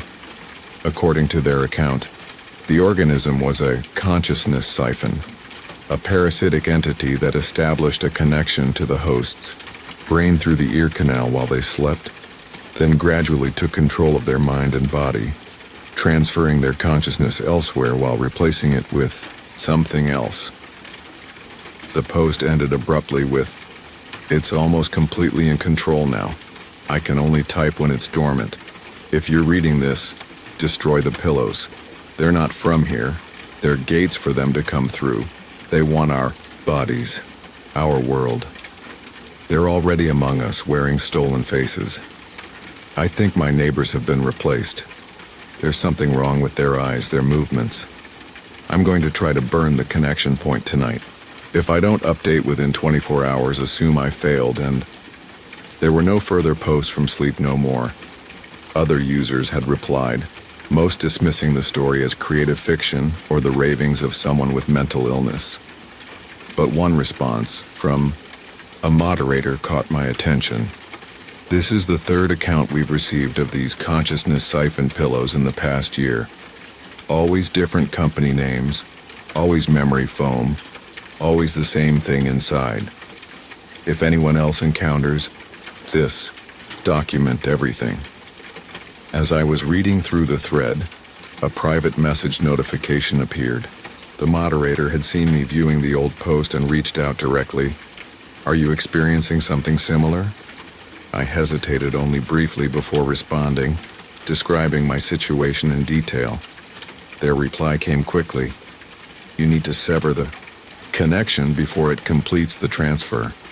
Based on previous accounts, you have about 3 to 4 weeks from first contact before your consciousness is fully displaced. The connection point will be somewhere in your inner ear, extending to the temporal lobe. You need to interrupt it." "How?" I typed back. "Surgery? No conventional doctor will find it or believe you. The technology or biology, we're not sure which, is beyond current medical understanding and seems to have some cloaking capability on imaging. One person had limited success with directed electromagnetic pulses. Another tried ultrasonic disruption. Both bought time but didn't fully eliminate the connection. And Sleep No More? The one who was going to burn it?" There was a long pause before the reply. "We tracked news reports in their area after they stopped posting. There was a house fire, single occupant, complete destruction of the property and remains too damaged for detailed autopsy." The implication was clear. Whatever Sleep No More had attempted had either failed catastrophically, or the entity had prevented their effort in the most final way possible. I closed my laptop, mind racing. Electromagnetic pulses? Ultrasonic disruption? I had no access to equipment that could generate either with any precision. And the burn it approach had apparently led to tragedy. That night, as I felt sleep pulling at me despite my efforts to remain awake, a new strategy occurred to me. If this thing entered through my ear while I slept, perhaps I could block its access. I found earplugs in my bathroom cabinet, the dense foam kind used for construction work. I inserted them as deeply as was safe, then wrapped a bandage around my head to secure them in place. The dream, when it inevitably came, was different this time. I was still in the organic labyrinth, but the caretaker creatures were agitated, moving with jerky, frustrated motions. They surrounded me, their sensory cluster heads oriented toward my right ear. One produced what looked like a long, needle-like appendage and drove it toward my ear with sudden violence. I woke to searing pain. My right earplug had been forced deeper into my ear canal, far enough to cause damage. Blood and the now familiar dark liquid mingled on my pillow. When I removed the earplug, a piece remained behind, lodged painfully in my ear. Another emergency room visit. Another dismissive doctor. Yes, I had damaged my ear canal by inserting the earplug too deeply. No, there was no sign of any foreign substance or parasite. The dark material I described? Likely just blood mixed with earwax. The piece of earplug was removed, the canal cleaned and treated, and I was sent home with antibiotics and a warning not to insert anything in my ears. The forum moderator was unsurprised when I reported what had happened. "It won't let you block it," they wrote. "And it's learning from your attempts. Each failure makes the next approach harder. You need to act more decisively." "I'm desperate," I replied. "I'll try anything. There's someone who might be able to help. An expert in unconventional biological systems. She helped another victim understand what these things are. I can put you in touch, but I have to warn you, her methods are extreme." I agreed immediately. Within an hour, I had an encrypted messaging address for someone called Dr. Vega. Dr. Vega responded to my initial message with clinical detachment, asking precise questions about the progression of symptoms, the appearance of the entity, and the content of my dreams. After I'd answered everything, her assessment was blunt. "You're hosting a bridging organism, likely extra-dimensional in origin.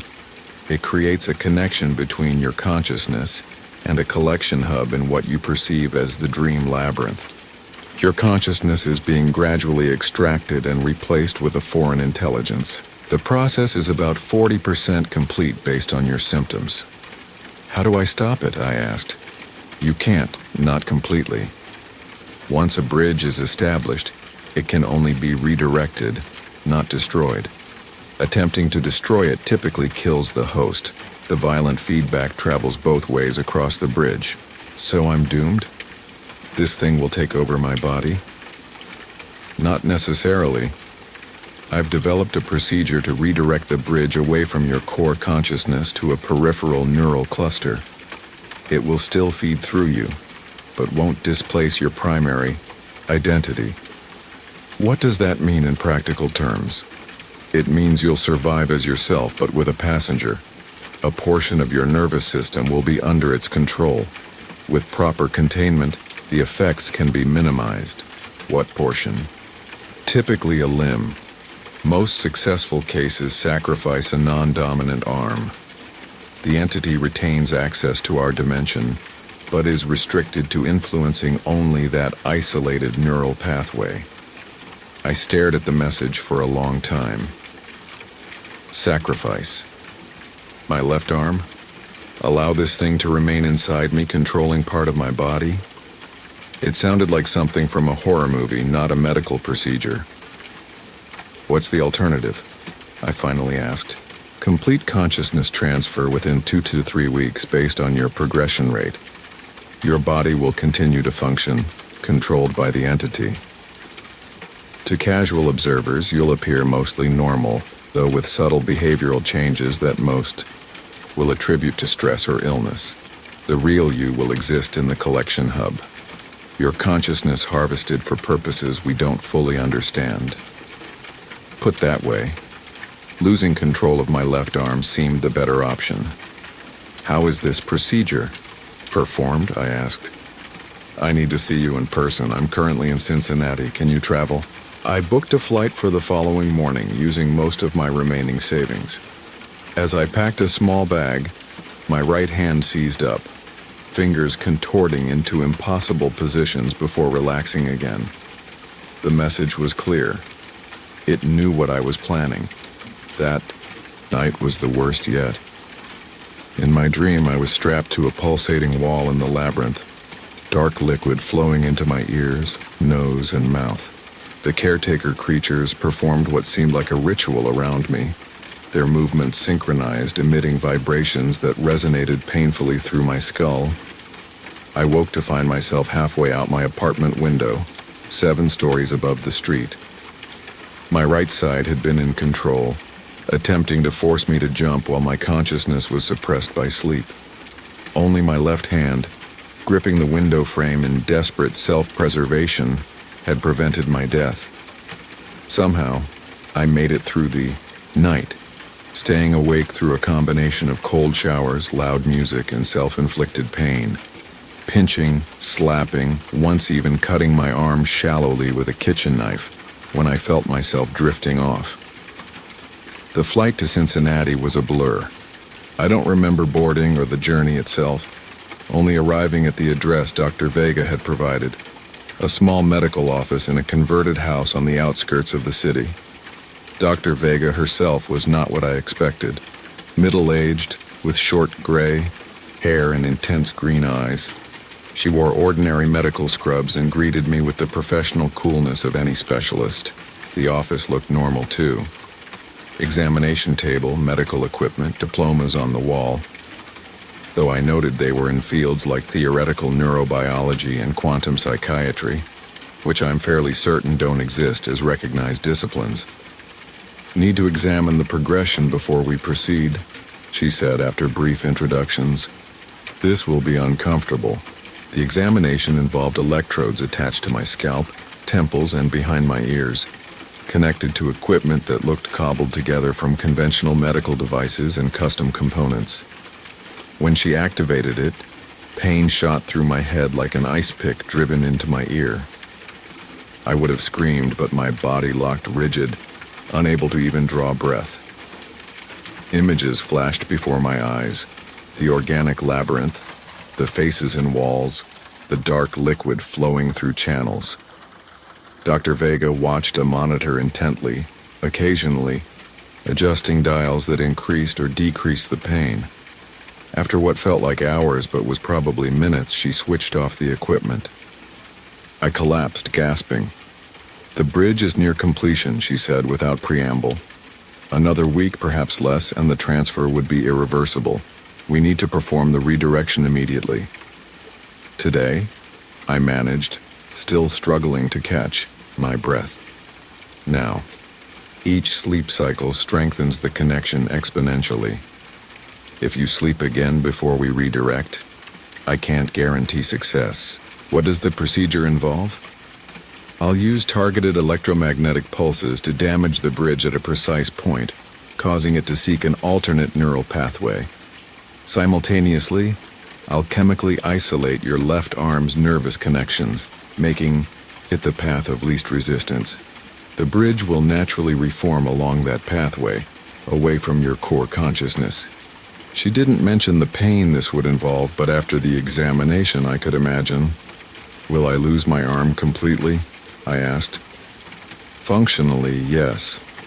You'll retain minimal proprioception, awareness of its existence and position, but no voluntary control. The entity will have full motor control of the limb, though it will be weak at first as it learns to operate human musculature." The thought made me nauseous, but I nodded. "Let's do it." The procedure remains fragmented in my memory, more impression than clear recollection. There was a table, restraints, an IV drip of something that made my thoughts slippery. Dr. Vega placing a device that looked like a modified helmet over my head, positioning what resembled small satellite dishes around my left arm. Then pain beyond description. My body arching against the restraints. The sensation of something tearing inside my head, then rushing down my left side like liquid fire. My left arm convulsing, fingers splaying and contracting in rapid sequence as if being tested by a new operator. I must have lost consciousness multiple times. Day became night, became day again. Dr. Vega's face swam in and out of vision, sometimes speaking words I couldn't comprehend. When I finally came to full awareness, I was lying on a recovery bed in a different room. My head pounded dully, and my left arm felt distant, observed rather than experienced, like watching a limb through glass. I tried to move my fingers. Nothing happened. I concentrated harder, mentally shouting at my hand to form a fist. Still nothing. Then, slowly, without my volition, my left hand raised itself before my eyes. The fingers extended, flexed, rotated at impossible angles. The movement was smooth but alien, not how a human would naturally move. Dr. Vega entered the room, noting my horrified expression. "The procedure was successful," she said. "The bridge has been redirected. Your core consciousness is now secure." "It's inside my arm," I said, watching as my left hand continued to explore its own capabilities, bending the wrist far beyond its normal range of motion without apparent discomfort. "Yes, contained but not eliminated. That's the best outcome we could hope for." She explained the aftermath, what to expect, how to manage. The entity would likely test its boundaries constantly at first, trying to regain access to my core consciousness or extend control to other parts of my body. I would need to remain vigilant, especially during sleep when my own control was weakened. "Some hosts report communication attempts," she added. "The entity may try to use the limb to write messages or develop a signing system. I advise against engagement. Acknowledgement can strengthen its influence." "How do I hide this?" I asked, watching my fingers move in patterns that seemed almost like computation, solving invisible equations in the air. "I can't exactly return to normal life with a possessed arm. Most patients find that long sleeves and a sling are sufficient for public appearances. You can claim a nerve injury or partial paralysis. Few people will question it beyond superficial curiosity." She provided a specialized restraint for sleeping, a soft but incredibly strong sleeve that would prevent the arm from moving independently while I was unconscious and most vulnerable. She also gave me emergency medications that would temporarily sedate the entity if it became too active or aggressive, though she warned these would lose effectiveness with repeated use as it adapted. Before I left her office, she asked me to participate in her ongoing research by documenting the entity's activities and any dreams or unusual experiences I had. "Each case advances our understanding," she explained. "Eventually, we hope to develop a permanent solution." "How many others are there like me?" I asked. "More than you would think," she replied grimly. "These bridging organisms have been appearing, with increasing frequency over the past decade. Different vectors, not just pillows, but various objects designed for intimate contact with humans during vulnerable states. Always targeting the consciousness, always establishing bridges to somewhere else. Why? What do they want?" Dr. Vega's expression darkened. "Based on the collective experiences of my patients, I believe they're preparing for a mass migration. Their dimension or realm appears to be becoming uninhabitable for them. They need our bodies, our world. Each successful bridge allows more knowledge to flow back, improving their techniques, expanding their understanding of human physiology and psychology." "An invasion," I said quietly. "A slow, patient one. But yes, I returned home with my new reality. A mind still my own, but a body partially occupied by something else." The first few weeks were the hardest. At night, even with the restraint sleeve, I would wake to find my left arm straining against its confinement, the fabric stretched to its limits. During the day, I learned to adapt to its independent movements, developing a strange relationship with the limb that was both part of me and not. I wore long sleeves regardless of the weather, and kept my arm in a sling when in public, explaining it away as a climbing accident when colleagues asked. The entity seemed to be learning, evolving in its control of my arm. Initially, its movements were jerky and experimental, like a child discovering its motor skills. But soon, the movements became fluid, purposeful. It developed preferences. My arm would recoil from certain textures or temperatures, reach toward others. It seemed particularly drawn to electronics, often placing my hand on my laptop keyboard or smartphone when I wasn't paying attention.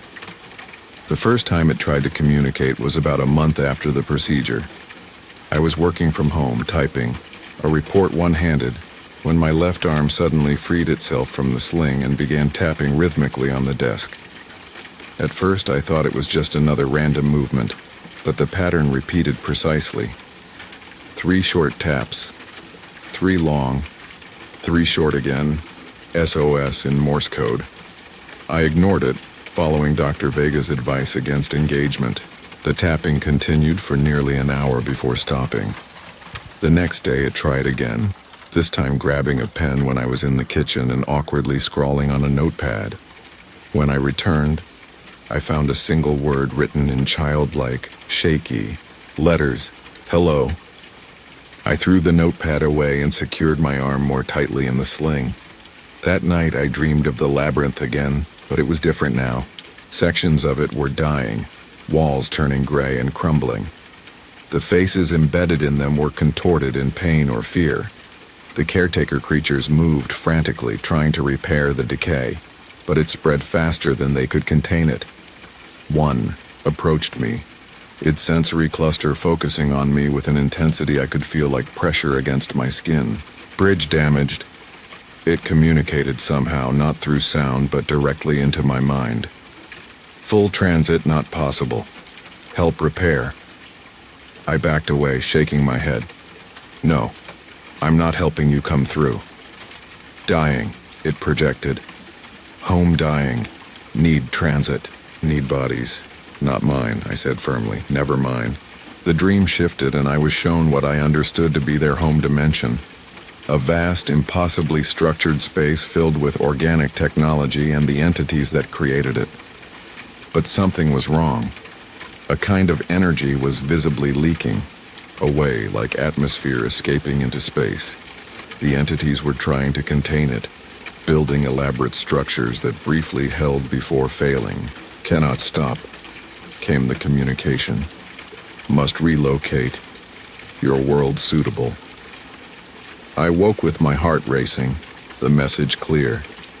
They were coming, with or without my help, driven by desperation and the instinct for survival that all life shares.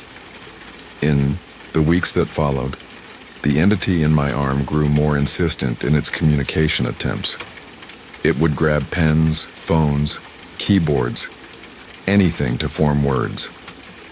When I consistently denied it these tools, it developed a simple sign language, tapping, fingers against thumb in patterns I began to recognize despite my efforts to ignore them. I contacted Dr. Vega, reporting these developments. Her response was measured but concerned. It's unusual for them to be so persistent in communication, she wrote. Most remain passive, focusing on gradually extending their influence rather than direct interaction. Something must be accelerating their timeline. What should I do? I asked. Continue isolation protocols. Minimize its access to communication tools. But she hesitated, then continued. Document what it's trying to say. The information could be valuable. Against my better judgment, I began to allow limited communication. I set up a simple system, a large sheet of paper with the alphabet, numbers, and basic words printed on it.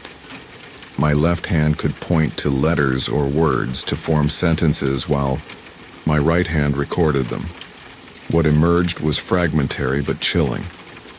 The entity called itself a transitionary, though I wasn't sure if this was a name or a function, and confirmed much of what Dr. Vega had theorized. Their realm was dying, energy dissipating into what they called the between. They had discovered our dimension centuries ago, but had only recently developed the technology to create bridges between realms. Why pillows? I asked one day. Curiosity, overcoming caution, proximity to brain during vulnerability, it spelled out laboriously. Sleep state optimal for bridge formation. How many of you here? I asked. Thousands now, came the reply. More coming. Great transition approaching. The implications were staggering. Thousands of these entities already here, each occupying at least part of a human host, with more on the way. How many people were fully taken over, their consciousness displaced while something else wore their face, lived their life? How would anyone know? I began to look at strangers differently, watching for the subtle signs Dr. Vega had mentioned. Slightly unnatural movements, brief delays in emotional reactions, eyes that held something alien behind them. Once I started looking, I began seeing these indicators everywhere, or thought I did. The barista whose smile formed a half second after it should have.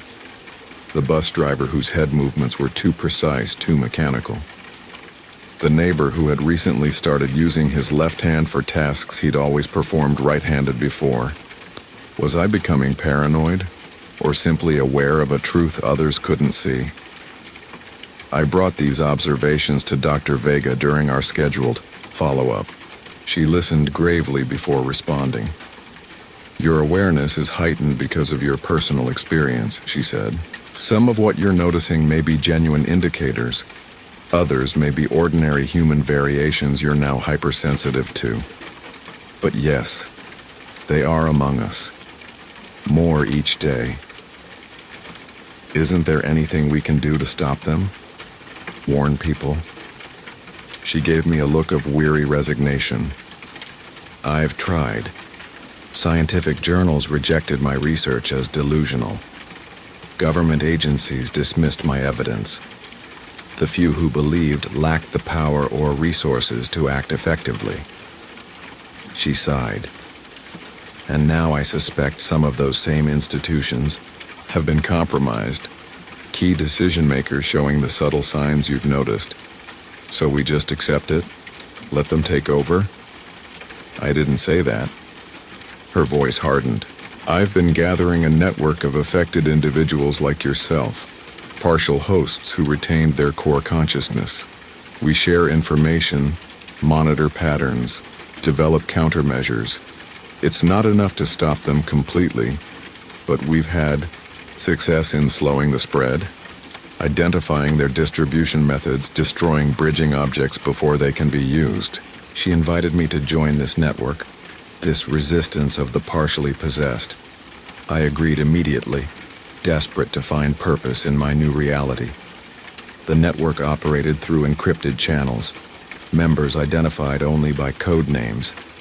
There were hundreds of us worldwide, each with a similar story, a consumer product that turned out to contain a bridging organism, a narrowly averted complete possession, a part of themselves now controlled by something else.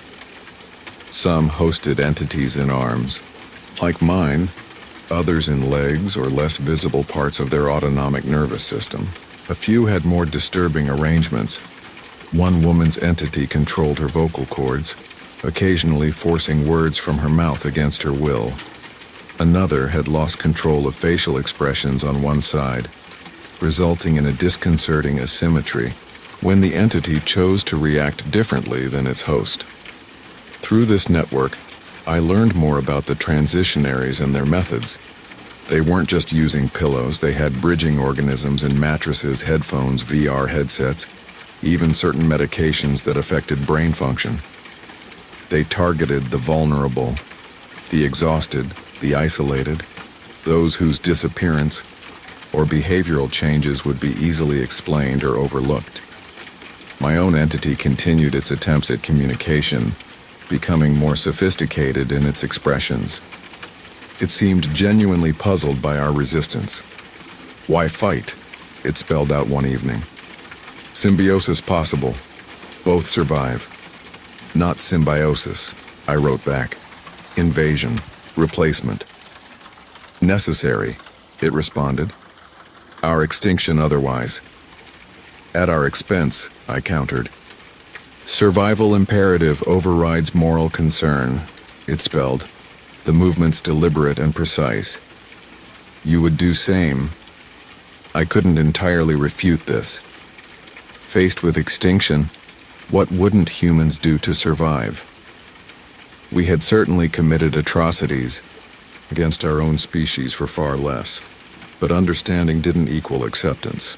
Through the network, I joined efforts to track shipments of compromised products, alert potential users anonymously, and occasionally more direct interventions, breaking into warehouse storage to destroy bridging objects before distribution.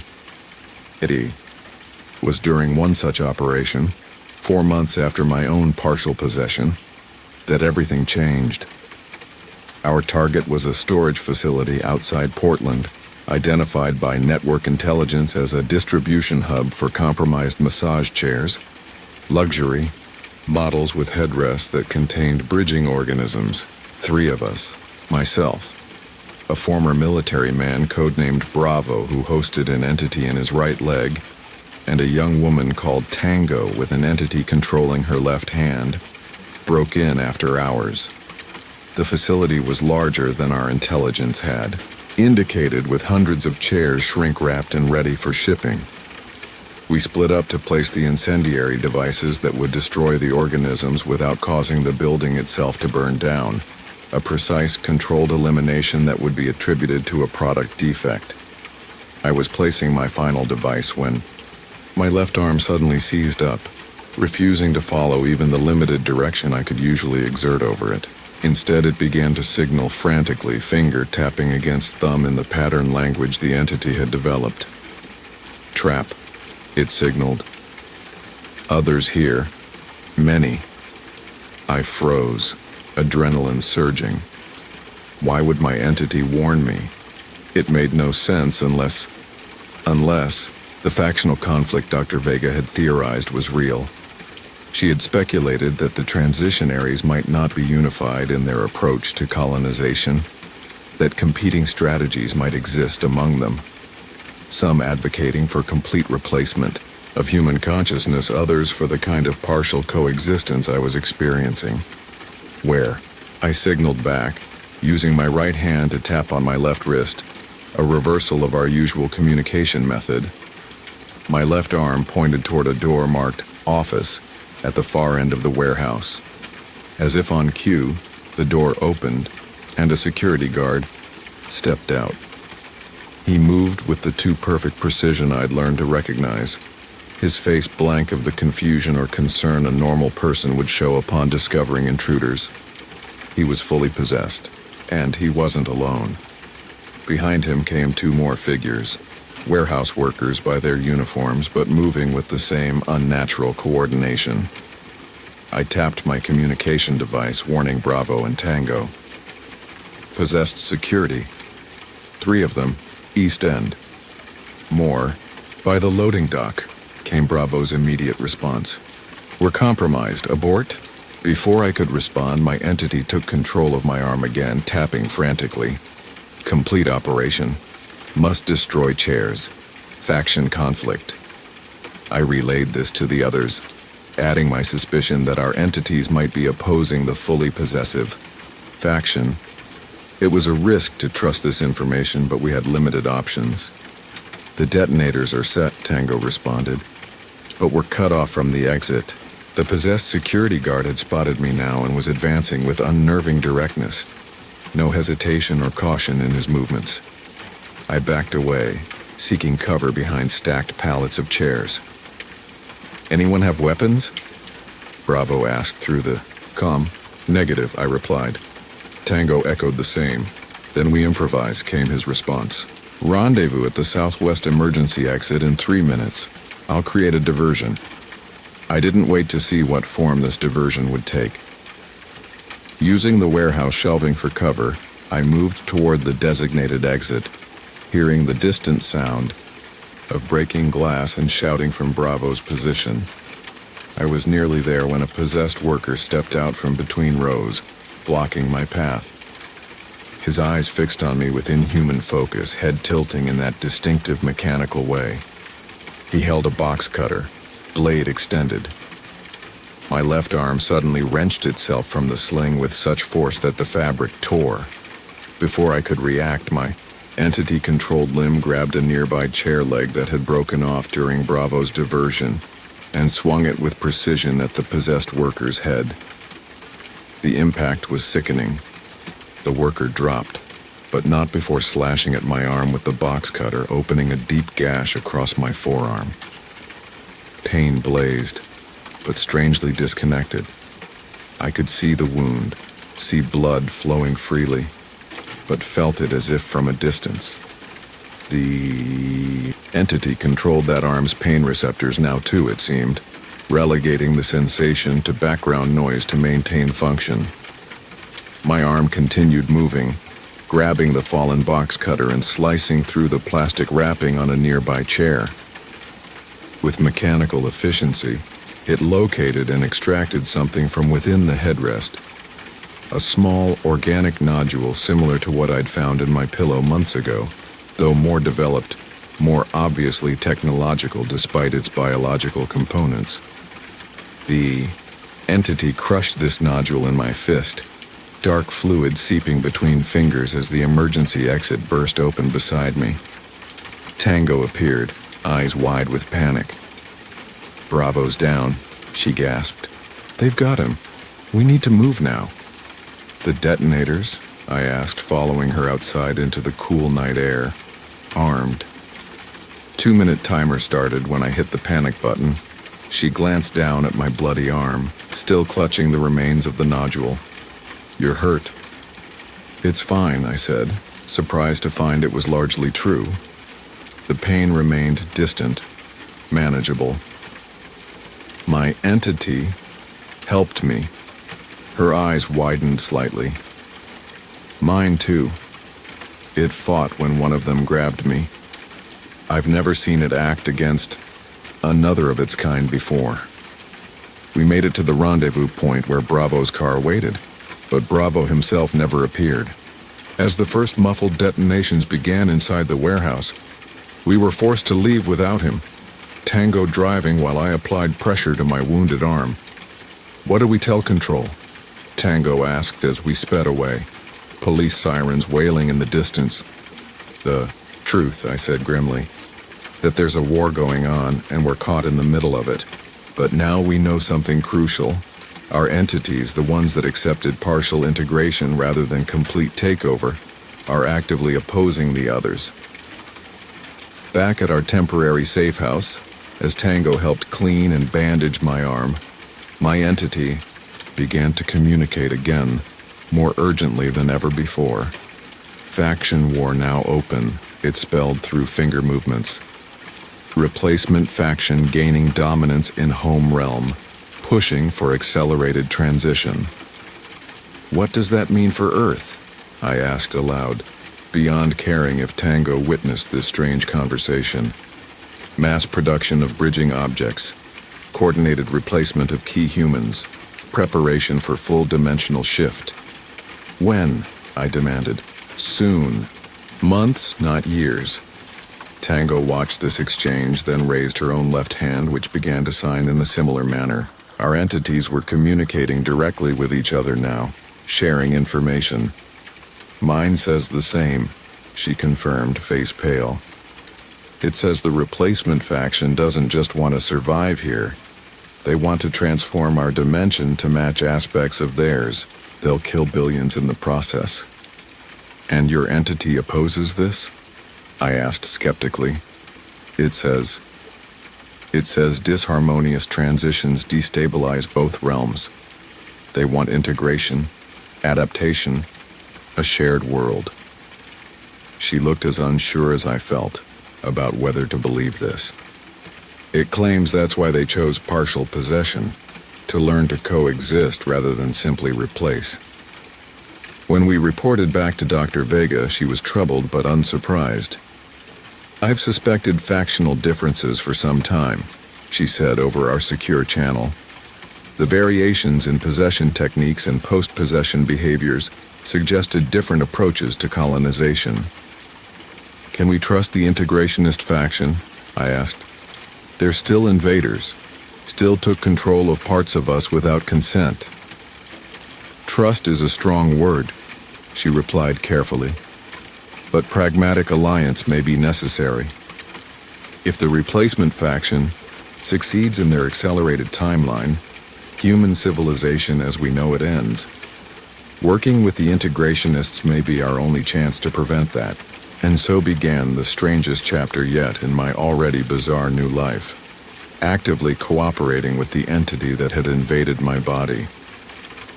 Under Dr. Vega's guidance, our network established communication protocols with the integrationist entities, exchanging information, coordinating resistance against the replacement faction's bridging objects and fully possessed agents. My own entity became increasingly communicative, sometimes taking control of my arm to write pages of technical information about transitionary biology, dimensional physics, and the bridging process. Some of this Dr. Vega could understand and use to develop better countermeasures. Much of it was beyond current human science, concepts we lacked even the vocabulary to properly describe. 6 weeks after the warehouse incident, my entity requested something unprecedented: voluntary, temporary access to my vocal cords to more efficiently communicate complex information. Dr. Vega advised extreme caution, warning that granting additional access could weaken the containment established during my procedure. But time was running short.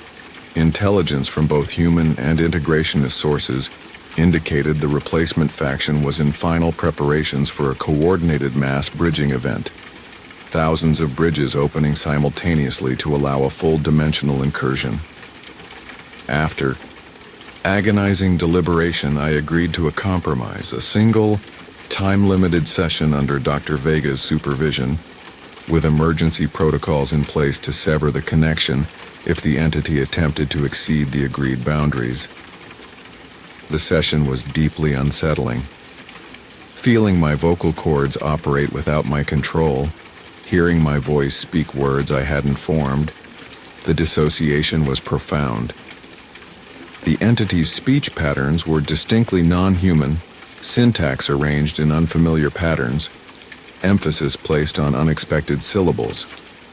But the information was invaluable. Detailed explanations of how the replacement faction's bridging technology could be disrupted, vulnerabilities in their dimensional anchoring, and most crucially, the location of their primary transition hub, where the coordinated incursion would be centered. "Bridge network converges physical point your dimension," my voice explained in that alien cadence. "Abandoned research facility, northern Michigan. Dimensional membrane already weakened there. Previous experiments, your scientists, accident 1982, created initial thinning. Replacement faction found, exploited." Dr. Vega questioned the entity extensively about this hub, its defenses, and what would be required to disable it. When the agreed time limit approached, the entity made a final statement before relinquishing control of my voice. "Integration, only survival path, both species. Replacement faction success destroys both realms eventually. Dimensional incompatibility creates cascade collapse if forced merger. We help you stop them. You help us find sustainable coexistence. Alternative, extinction both." In the silence that followed, Dr. Vega and I exchanged looks that acknowledged the impossible situation we faced. Trust our invaders to help stop a worse invasion, or risk losing everything in stubborn resistance to both factions. "We verify what we can," she said finally. "Then we plan our response."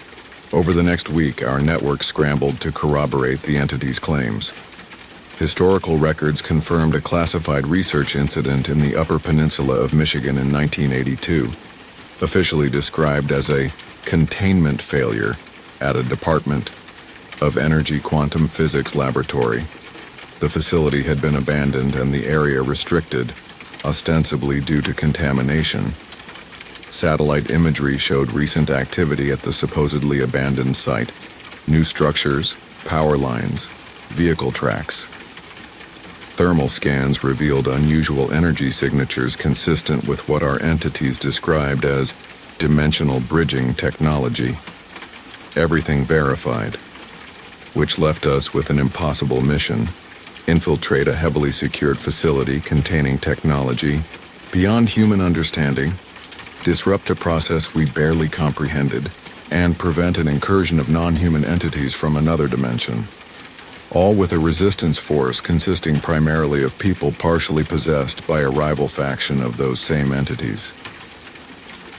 The night before we were set to depart for Michigan, I sat alone in my temporary quarters contemplating what might be my final hours of quasi-normality. My left arm, now almost completely autonomous in its movements, carefully wrote out a message on the notepad I'd provided. If operation fails, dimension bridge collapses, connection may sever. Meaning what? I asked aloud. We'd long since progressed to two-way verbal written communication. This portion of consciousness may die or return to home realm, it wrote. You regain full control arm. I stared at the words, a conflicting storm of emotions rising within me. Freedom from this invasion was what I'd wanted desperately for months. Yet in our strange, forced symbiosis, I'd developed something not quite like understanding, but perhaps akin to recognition of a shared predicament.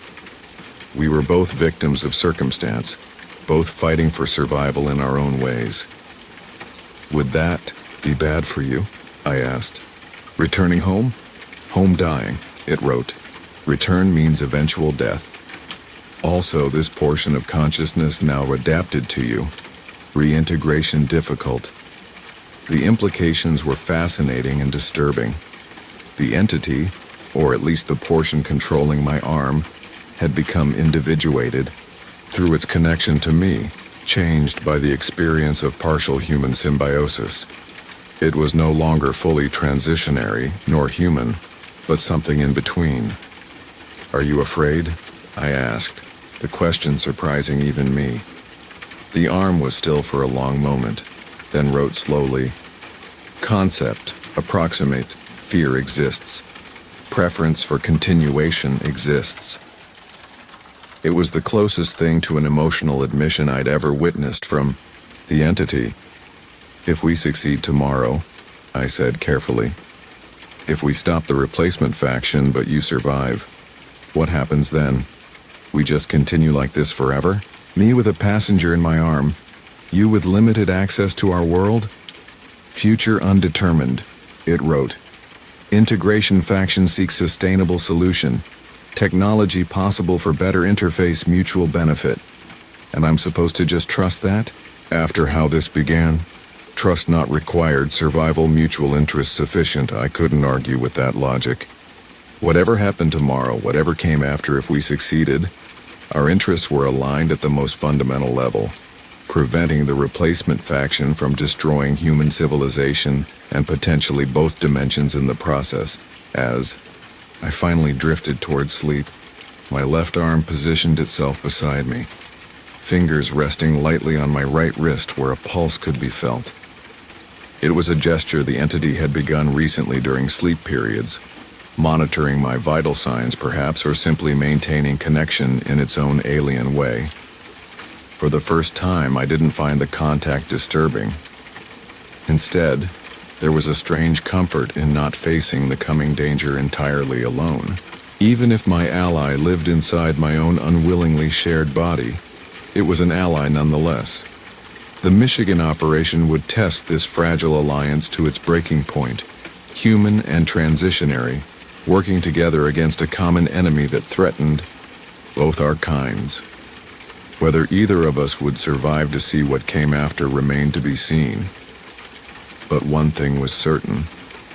The nightmare that had begun beneath my pillow had transformed into something far more complex than the simple horror story I first believed it to be.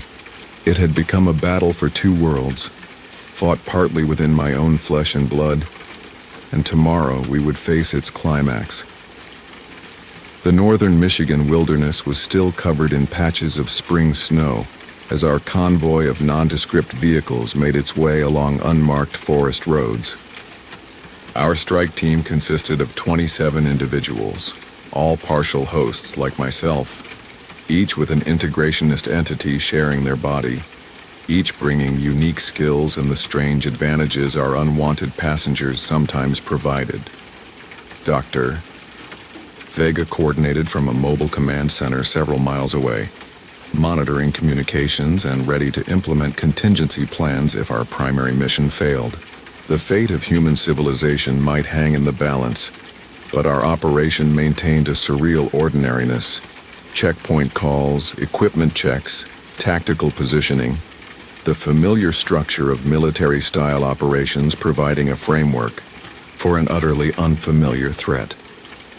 2 miles to outer perimeter, announced Dakota, our navigation specialist, her entity sharing control of her visual cortex, allowing her to perceive energy signatures invisible to ordinary human sight. I'm detecting surveillance systems ahead, both conventional and other. Other meaning transitionary tech? Asked Commander Reed, a former Special Forces operator who now hosted an entity in his right leg and lower spine. Yes, Dakota confirmed. Similar energy patterns to the bridging signatures, but smaller, localized. Probably monitoring devices. My left arm raised itself, fingers moving in the now familiar communication pattern. I translated for the team. Perimeter sentinels detect dimensional disturbances, consciousness patterns. Will recognize integrationist presence. Can your faction mask their signatures? Reed asked me, or rather the entity controlling my arm. My arm signed, temporarily, requires concentration. 3-hour maximum before detection inevitable. Reed nodded grimly. Then we stick to the timeline. 3 hours to infiltrate, locate the hub controller and disable it before the mass bridging event begins. We abandoned the vehicles half a mile from the facility perimeter, continuing on foot through dense forest. The former research complex came into view gradually. A cluster of concrete buildings surrounded by newer prefabricated structures, all enclosed by a tall chain-link fence topped with barbed wire. Conventional security measures for an unconventional threat. As we approached the fence, our entities began their masking effort. The sensation was bizarre. A kind of mental pressure emanating from my left arm and spreading through my body. A vibration just below the threshold of physical perception. Around me, other team members showed signs of similar experiences, wincing, shaking their heads, rolling shoulders as if to dislodge an uncomfortable sensation. Dakota guided us to a blind spot between surveillance systems, where 2 team members quickly cut through the fence. We slipped through in practiced formation, immediately seeking cover among maintenance buildings. The facility appeared ordinary at first glance, the abandoned original structures now repurposed with new equipment, generators humming, satellite, dishes positioned on roofs. But as we moved closer to the central building, the facade of normality began to falter. Pipes and conduits between buildings didn't connect to conventional systems, but terminated in strange organic-looking nodes that pulsed with dim internal light. The few personnel visible moved with the distinctive precision of full possession, humans in form only, their consciousness long since displaced by transitionary controllers. My entity's masking effort was taking a toll. My left arm hung heavier than usual, occasionally twitching with apparent strain. Others reported similar effects. their entities struggling to maintain the dimensional camouflage while surrounded by replacement faction technology. We reached the main building without detection, using security credentials obtained through previous intelligence operations. Inside, the human pretense dropped away entirely. The interior had been transformed into something that resembled organic technology. Walls lined with pulsating membranes, floors that subtly yielded underfoot like living tissue, lighting that emanated from nowhere and everywhere. My arm signaled, urgently, "Central hub lower level, temporal window opening soon, must hurry." We descended through what had once been an ordinary stairwell, now transformed into something more akin to a throat-like passage, the steps soft and slightly adhesive underfoot. The air grew warmer, charged with an energy that made hair stand on end and teeth ache with proximity to forces human bodies weren't designed to sense. The lower level opened into a vast chamber that must have been expanded well beyond the building's original foundation. At its center stood what I can only describe as a dimensional wound, a vertical tear in reality itself, edges pulsing with energies that hurt to look at directly. The space within neither light nor darkness, but the absence of either concept. Around this tear, arranged in concentric circles, were hundreds of the leathery, face-like structures I had first encountered in my pillow, but enormously larger, more developed, clearly waiting to serve as vessels for incoming transitionary consciousness. And, tending to these vessels were dozens of fully possessed humans, moving in synchronized patterns around control stations that blended organic and technological components. "Jesus," whispered someone behind me.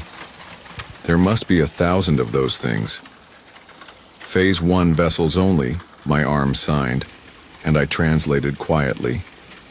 "For priority consciousness transfer, command structure. After hub stabilizes, millions more follow. Commander." Reed didn't hesitate. "Proceed according to plan. Alpha Team, secure the control stations. Beta Team, place charges at the junction points our friends identified. Charlie Team, with me to locate and neutralize the hub controller." We split into our assigned groups, moving with practiced coordination. My role was with Charlie Team, as my entity supposedly could help identify the central control mechanism for the dimensional bridge. As we advanced deeper into the chamber, keeping to shadows and using support columns for cover, I felt my left arm growing increasingly agitated, fingers twitching and tapping against my thigh. "What's wrong?" I whispered. "Hub controller, not technology." It signed frantically. "Living entity. Ancient one. Original bridger." This wasn't in our briefing. "What does that mean for the plan?" I asked. "Cannot simply destroy. Must convince or override." "Convince? You mean talk to it?" The concept seemed absurd in the middle of what was essentially a military operation, yes. Through compatible host. You. Before I could process the implications, alarms blared. Not conventional sirens, but a disorienting pulse of sound and pressure that seemed to compress the brain. On the far side of the chamber, a firefight had broken out between Alpha Team and the facility personnel. Our diversion was working, but the clock was now ticking even faster. Commander Reed signaled for us to move while attention was diverted. We circled the perimeter of the chamber, keeping to shadows until we reached a partition that resembled a membranous curtain rather than a conventional wall. My arm reached out without my volition and pressed against this surface, which yielded and parted like living tissue. Beyond lay a smaller chamber, dimly lit by bioluminescent pulses along the walls, and at its center, suspended in a web of organic filaments, was something that defied easy description. A being that appeared simultaneously crystalline and fluid, its form constantly shifting while maintaining a core structure reminiscent of a massive neural network. Filaments extended from this entity to the walls, floor, ceiling, and presumably beyond, to to the dimensional tear in the main chamber. "The hub controller," Reed whispered. "How do we neutralize it?" My left arm seized control again, this time with enough force to pull my entire body forward. I stumbled toward the suspended entity, unable to resist the strength my own arm now exerted. The other team members raised weapons, unsure whether to intervene. "Wait," I managed to say. "My entity is trying something." As we approached the crystalline being, its patterns shifted, sections brightening as if focusing attention in our direction. My arm extended toward it, fingers splayed, and I felt a sudden, overwhelming pressure in my head, like the worst migraine imaginable, combined with the sensation of something physically pushing against the inside of my skull.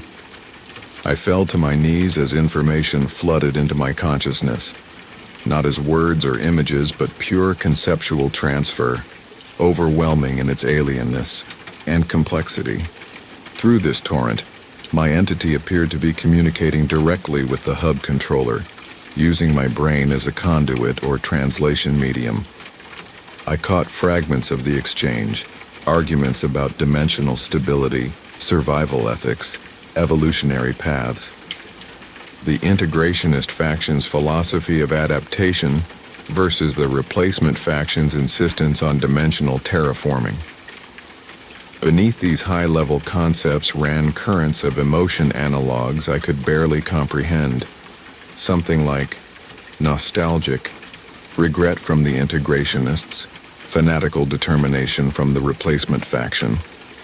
The hub controller's responses came as waves of conceptual pressure, ancient and vast in perspective, viewing the conflict between factions as a minor disagreement among children.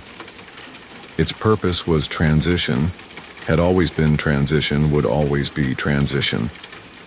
The method and consequences were irrelevant to its function. Through this overwhelming exchange, I became aware of what my entity was attempting, not to destroy the hub controller, which was likely impossible with our resources, but to alter its operational parameters, to convince it that immediate mass transition would destabilize both dimensions, that a slower, integrationist approach would better fulfill its prime directive of species survival. The pressure in my head built to unbearable levels. Blood began flowing from my nose, my ears. I heard Commander Reed shouting something, felt hands trying to pull me back, but I remained locked in position, my left arm maintaining connection with the crystalline entity. Then, abruptly, everything shifted. The hub controller pulsed with new patterns, filaments detaching from walls and retracting. The pressure in my head released suddenly, leaving me gasping on the floor as my entity released control. "What happened?" Reed demanded, helping me to my feet. "Did it work?" My arm signed weakly. "Partial success. Hub controller accepting modification, slowing transition, reducing scale, not stopping completely." "That's not the mission," Reed said firmly. "We need to shut it down entirely." "Not possible," my arm signed. "But alternative achieved. Time gained. Years, not hours." Before we could debate further, an explosion rocked the main chamber. Beta team had detonated their charges at the junction points, destabilizing the support systems for the dimensional tear. Through the membranous partition, I could see the tear fluctuating wildly, its edges rippling and contracting. "We need to move," Reed ordered. "Now. This whole place is coming apart." We retreated from the controller chamber, rejoining the fragmented remains of Alpha and Beta teams as they fought their way toward the exit. The fully possessed facility personnel moved with single-minded purpose to stabilize the tear, largely ignoring us now that their primary system was under threat. The journey out was chaotic, sections of the facility shifting and restructuring themselves as the organic architecture responded to the crisis. Passages sealing or opening unpredictably. My entity provided guidance through my arm, pointing directions that made no logical sense but somehow led to viable exit routes. We emerged into daylight to find the external appearance of the facility transforming as well. Conventional structures melting and reforming into more organic configurations as the replacement faction's technology adapted to the attack. Our remaining vehicles had been discovered and disabled, forcing us to retreat on foot through the forest, pursued by what I can only describe as hunting parties of possessed personnel. The extraction point was 10 miles away, a grueling journey through difficult terrain, made worse by injuries sustained during the operation and the increasing strain on our entities, whose masking efforts were now failing under stress. Several team members whose entities controlled legs or lower body functions found their mobility compromised as the symbiotic connection faltered. My own entity seemed to be fading, its control of my arm becoming erratic, movements jerky and imprecise. When I asked what was happening, it managed to sign, "Connection destabilizing. Hub controller countermeasures affecting all transitionary consciousness." "Are you dying?" I asked, surprised by my own concern. "Fragmenting," it corrected. "Core, returning to collective. Local instance dissolving." We pushed on through the night, eventually reaching the extraction point shortly before dawn. Of the 27 who had entered the facility, only 19 made it out. The others had been killed in the fighting or captured by the replacement faction. As we boarded the extraction vehicles, I felt my left arm suddenly go limp, all alien control vanishing in an instant. A strange sensation followed, like a pressure, relief, a vacuum being filled, neural pathways reconnecting to my own consciousness. I could move my fingers again, weakly at first, then with increasing confidence. "My entity's gone," I said aloud, flexing my hand in wonder. Around me, others were reporting similar experiences, their passengers departing abruptly, control returning to formerly occupied body parts. "Mine too," Dakota reported, blinking rapidly. "The visual overlay is gone. I'm seeing normally again." Dr. Vega met us at the safe house, immediately beginning medical evaluations and debriefings. Scans confirmed what we were experiencing. The integrationist entities had disappeared from our bodies, leaving no trace of their presence except for specialized neural pathways that had formed during their occupation. The hub controller must have initiated some kind of recall function, Dr. Vega theorized after reviewing our accounts. Perhaps as a defensive measure, or perhaps as part of accepting the modified transition parameters. Either way, it appears, the integrationists have withdrawn, at least temporarily. "What about the replacement faction?" Reed asked. "Did we stop them?" "Satellite imagery shows the facility still standing but significantly altered in structure," she replied, displaying images on a monitor. "Energy signatures have diminished by approximately 70%. Whatever you did in there, you certainly disrupted their plan for an immediate mass incursion." "So we won?" someone asked hopefully. Dr. Vega's expression remained grave.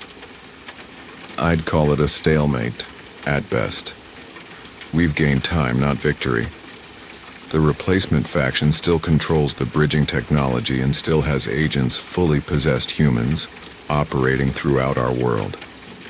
They'll regroup, adapt their approach.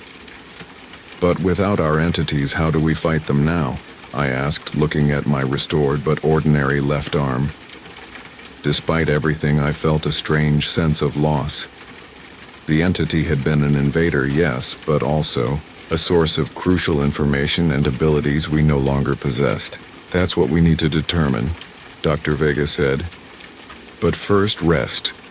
All of you have been through an extraordinary ordeal. That night, for the first time in months, I slept without restraining my left arm.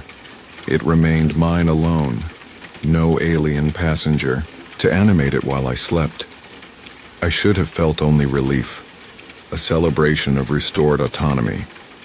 Instead, I found myself listening for scratching sounds that never came, half expecting to feel the familiar sensation of fingers moving without my intent. In my dreams, I stood before the crystalline hub controller again, but this time without the filter of my entity's presence. Its communication came directly, overwhelming in its alienness, but somehow comprehensible. Bridge remains, it conveyed. Different. Form. Integration path selected for evaluation period. Replacement path deferred, not abandoned. What does that mean for us? I asked in the dream. For Earth?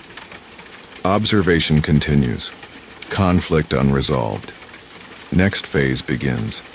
I woke with the distinct impression that the dream had not been merely a product of my subconscious processing recent events, but something more. A genuine contact, a message delivered. When I shared this with Dr. Vega the next morning, she revealed that several other team members had reported similar dreams. The neural pathways formed during possession may have created permanent bridges of their own, she theorized.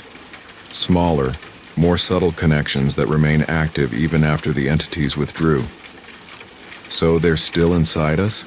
I asked, horrified at the thought that my entity might be hiding, waiting to reassert control. No, not in the same way, but you may have been rewired, for want of a better term, changed in ways that allow for forms of perception or communication that weren't possible before. In the weeks that followed, this theory proved accurate. Those of us who had hosted entities developed varying abilities related to the parts of our bodies that had been occupied. Dakota retained a limited capacity to perceive energy signatures.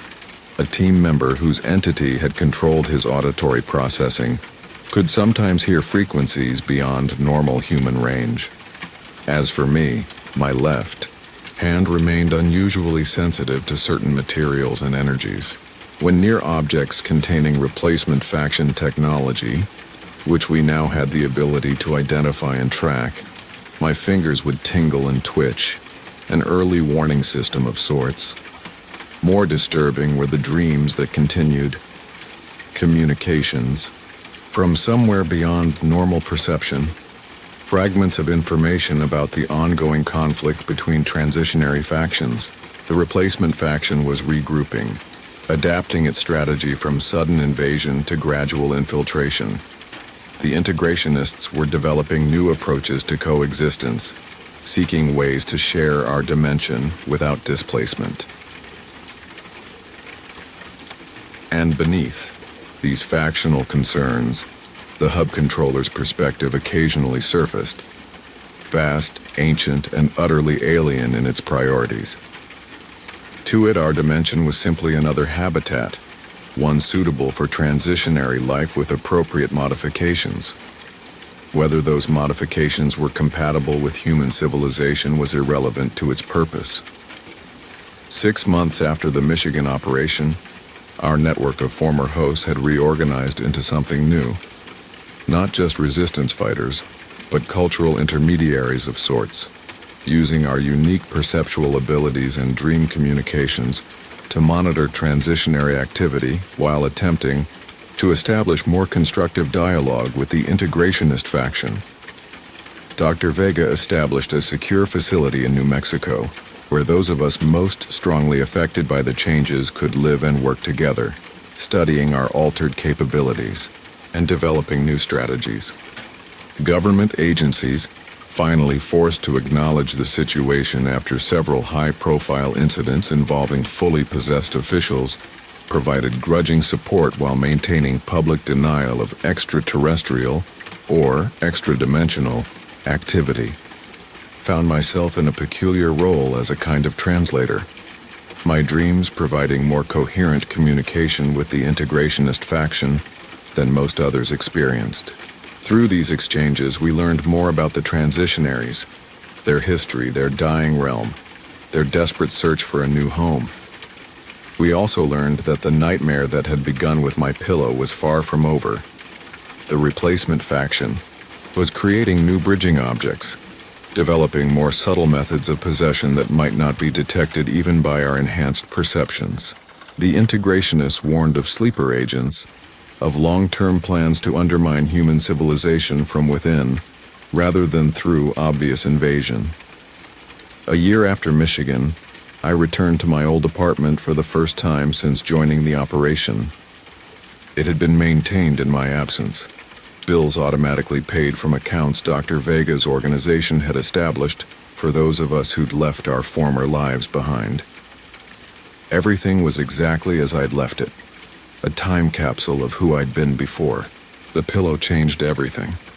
As I stood in the bedroom doorway, I felt a familiar tingling in my left hand, the warning sensation I'd come to recognize. Something was here, something containing replacement faction technology. A methodical search revealed nothing until I checked the ventilation ducts. There, concealed behind a vent cover, was a small organic nodule, similar to what my entity had extracted from the massage chair headrest a year earlier, but more advanced, more integrated with its surroundings. A monitoring device presumably placed to observe me if I ever returned. I should have reported it immediately, had it secured and analyzed by our technical team. Instead, I found myself sitting on the edge of my bed, holding the nodule in my left hand, feeling the faint vibration of its active systems against my sensitized skin. "I know you're listening," I said aloud. "I know you're watching. So understand this. We stopped you once, and we'll keep stopping you. This is our world. Find another way. Integration, not replacement, or no way at all." The nodule pulsed once in my hand. Acknowledgement or defiance impossible to determine. I placed it carefully in a containment bag for transport back to the facility, but its discovery had clarified something I'd been struggling to accept. There would be no return to normal life, no pretending the pillow and everything that followed had been an isolated incident now resolved. The transitionaries, both factions, were here to stay. The conflict would continue, evolving into new forms, playing out across years or decades rather than in a single climactic confrontation. And I would remain caught between worlds, changed irrevocably by my time as a partial host, dreams filled, with alien perspectives and warnings of dangers still to come. Not fully human anymore, perhaps, but determined to protect humanity nonetheless. That night, in my old bed where it had all begun, I dreamed of the crystalline hub controller once more. Its message was simple but profound. Bridge established cannot be unmade, only redirected. Your kind and ours now connected permanently. Evolution proceeds. Adaptation required. Choose wisely which path. I woke with my left hand tingling, not from proximity to replacement technology, but with something that felt strangely like anticipation. Whatever came next in this interdimensional conflict, those of us who had hosted the nightmare beneath the pillow would stand as the first line of defense, and perhaps eventually the architects of a new kind of coexistence. For better or worse, two worlds were now irreversibly connected, and I, through no choice of my own, stood at the junction point between them. The nightmare that began beneath my pillow had transformed into something far more complex, a new chapter in human existence, with the ending yet to be written. I won't sleep tonight, I can't risk it, not after what happened. The distant hum of the refrigerator is the only sound in my apartment, a gentle white noise that normally would have lulled me to sleep hours ago. But tonight, it's just a reminder of how quiet everything else is, how alone I am with my thoughts, with my fear. It started 3 weeks ago. Nothing dramatic at first, just the kind of thing you'd dismiss if you weren't paying attention. And I wasn't. Not really. Life has a way of keeping you distracted with the mundane until it's too late to notice the extraordinary creeping in around the edges. My apartment is small but comfortable, nestled on the 3rd floor of an old building downtown, the kind with creaky hardwood floors and radiators that clank and hiss in the winter. I've lived here for almost 4 years now. It's become a sanctuary of sorts after long days at the office where I work as a data analyst. Not the most exciting job, but it pays the bills and leaves me with enough mental energy to pursue my hobbies. Photography, mainly, and the occasional attempt at writing. The windows in my bedroom face east, so the morning sun streams in, painting everything in a warm golden light.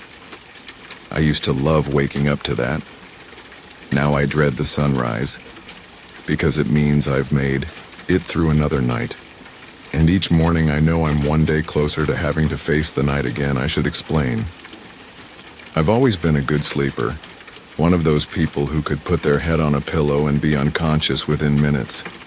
8 solid hours, rarely a dream I could remember. My college roommates used to joke that I could sleep through the apocalypse.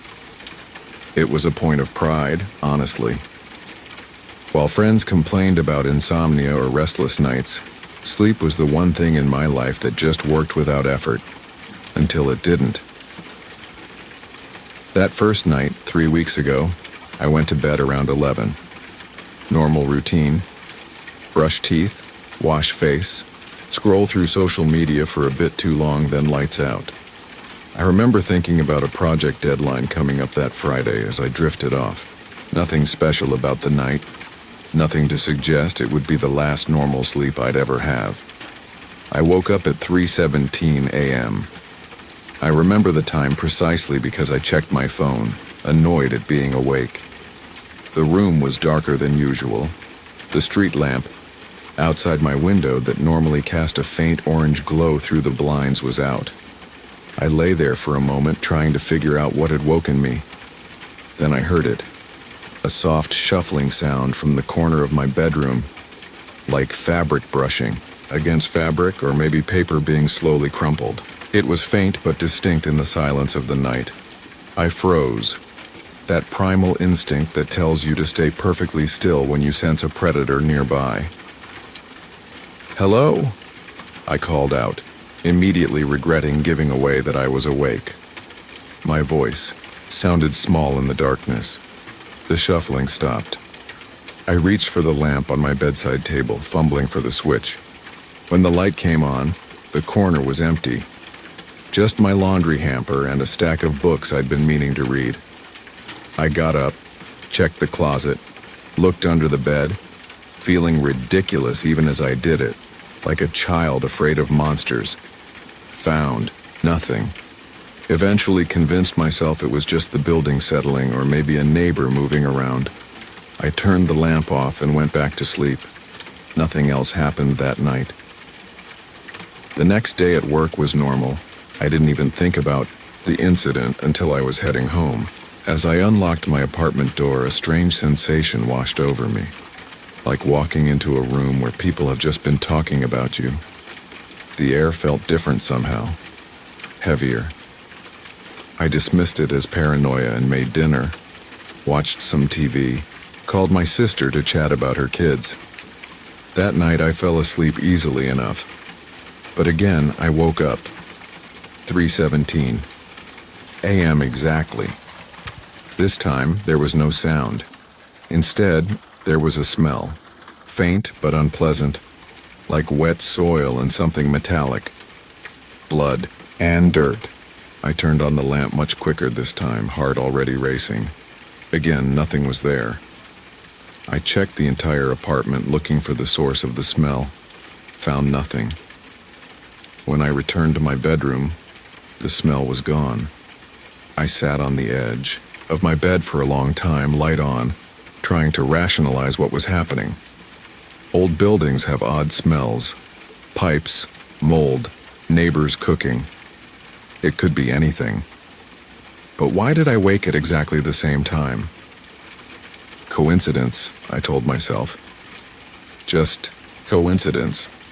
The third night is when things began to change. I was reluctant to go to bed, so I stayed up watching mindless videos online until my eyes burned with fatigue. Eventually, around 1 a.m., I gave in to exhaustion. This time, I left my bedside lamp on its dimmest setting, just in case. I didn't wake up at 3:17. Instead, I slept through until morning. I felt a rush of relief as I got ready for work. thinking whatever strange coincidence had disturbed my sleep for 2 nights had passed. I even felt silly for being so concerned about it. That day at work, I couldn't focus. Exhaustion hit me like a truck around noon, and my head pounded with a dull, persistent ache. I made careless mistakes on a spreadsheet that took hours to fix. By the time I left the office, all I wanted was to crawl into bed. I don't remember the train ride home. I don't remember climbing the stairs to my apartment or unlocking the door. The next thing I clearly remember is standing in my kitchen, staring at the digital clock on the microwave as it changed from 8:59 to 9 p.m. I had lost nearly 2 hours. I felt disoriented, disconnected, like I was slightly out of sync with my own body. I called my friend Mark, trying to keep the rising panic from my voice as I asked if he'd come over. I didn't want to be alone.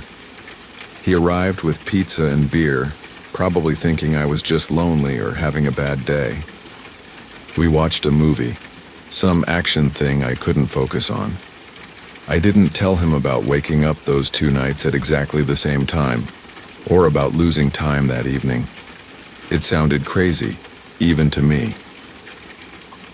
When he left around midnight, I immediately felt the apartment close in around me. The silence seemed to buzz with anticipation. I turned on every light and the TV for background noise.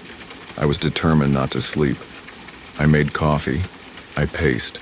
I cleaned my already clean kitchen. Around 3 a.m., my eyes were burning and my thoughts had begun to fracture with fatigue. I sat on the couch, TV still blaring some late-night talk show, and promised myself I would just rest my eyes for a minute. I woke up on the living room floor. The TV was off. All the lights were off. And it was 3:17 a.m. This time there was no sound, no smell. But I wasn't alone. I could feel it, a presence heavy and watchful. My body was paralyzed with terror, and though I was facing the blank TV screen, I could sense something standing behind the couch just over my shoulder, something tall that stooped to observe me. I couldn't move, couldn't scream. My breath came in shallow, silent gasps. Don't turn around. The thought blazed in my mind with absolute certainty. If I turned, if I saw it, something terrible would happen. I lay there, tears leaking silently from the corners of my eyes for what felt like hours but was probably only minutes. Then, like a wave receding, the presence withdrew. I felt it move away toward my bedroom. The moment I could move again, I scrambled to my feet and turned on every light in the apartment. I spent the rest of the night huddled on the couch, lights blazing, jumping at every creak and settling noise. When dawn finally broke, I called in sick to work. I needed to figure out what was happening. My first thought was a gas leak. Carbon monoxide could cause hallucinations, confusion, all the things I was experiencing. I bought a detector that morning and installed it. Normal readings. I considered a brain tumor, early onset schizophrenia, anything that could explain what was happening without accepting the impossible. I spent that day researching, calling a non-emergency medical line to describe my symptoms, minus the presence. I'd felt I wasn't ready to be referred to psychiatric services yet. The nurse suggested stress, possibly combined with a sleep disorder like night terrors. She recommended I see my doctor if it continued. That night, I went to stay with Mark. I made up a story about plumbing issues in my apartment. I slept on his couch, and for the first time in days, I slept through the night. No 3:17 a.m. wake-up, no presences, no lost time, just blessed, dreamless sleep. The next day, I felt almost normal. I went to work, caught up on what I'd missed, and even laughed with colleagues over lunch. I began to think that whatever had happened was indeed stress-related.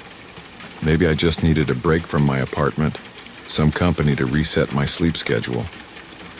Mark let me stay another night, though I could tell he was curious about the plumbing issue that required my absence, but not any actual plumbers. Again, I slept soundly. On the third day, I felt confident enough to return home. The apartment seemed normal in the daylight, familiar, comfortable, mine. I opened all the windows to let fresh air circulate, cleaned thoroughly, and even rearranged some furniture to make the space feel different. That night, I established a new bedtime routine. No screens after 9 p.m., herbal tea instead of my usual wine. I even downloaded a meditation app and spent 20 minutes listening to a soothing voice guide me through breathing exercises. By the time I turned off the lights, keeping the small bathroom light on and the door cracked, I felt prepared. Whatever had been happening, I had taken steps to address it. I was in control. I fell asleep quickly and deeply. The sound of my own scream woke me. I was standing in the middle of my bedroom, facing the corner where I'd first heard the shuffling noise. My throat was raw. The clock read 3:17 a.m. In the corner, barely visible in the dim light spilling from the bathroom, was a dark shape. Not human, too tall, too thin. It seemed to absorb the darkness around it, denser than the shadows. I couldn't make out features, just an impression of watchful malevolence. "What do you want?" My voice came out as a whisper. It didn't respond, didn't move, just watched. And somehow I knew it was smiling, though I couldn't see a face. I backed slowly toward the door, never taking my eyes off the corner. When I reached the hallway, I ran. Out of the apartment, down the 3 flights of stairs, out into the street in my pajamas and bare feet. I stood on the sidewalk, gasping for breath, looking up at my window. The lights were off, but I could swear there was movement behind the glass, a darker shadow passing back and forth. I spent what remained of the night in a 24-hour diner, drinking bitter coffee and trying not to look as unhinged as I felt to the night staff. When sunrise came, I walked to a nearby hotel and checked in. I needed sleep, real sleep, and I couldn't go back to that apartment. Not yet.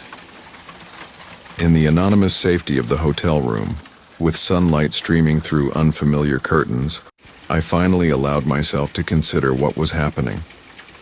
Either I was experiencing some kind of psychotic break, or my apartment was haunted. Neither option was particularly comforting. I slept most of that day, waking occasionally to order room service and check my phone. No messages from the entity. Of course, what was I expecting? "Sorry for haunting you, let's talk." I almost laughed at the absurdity of it all. Almost.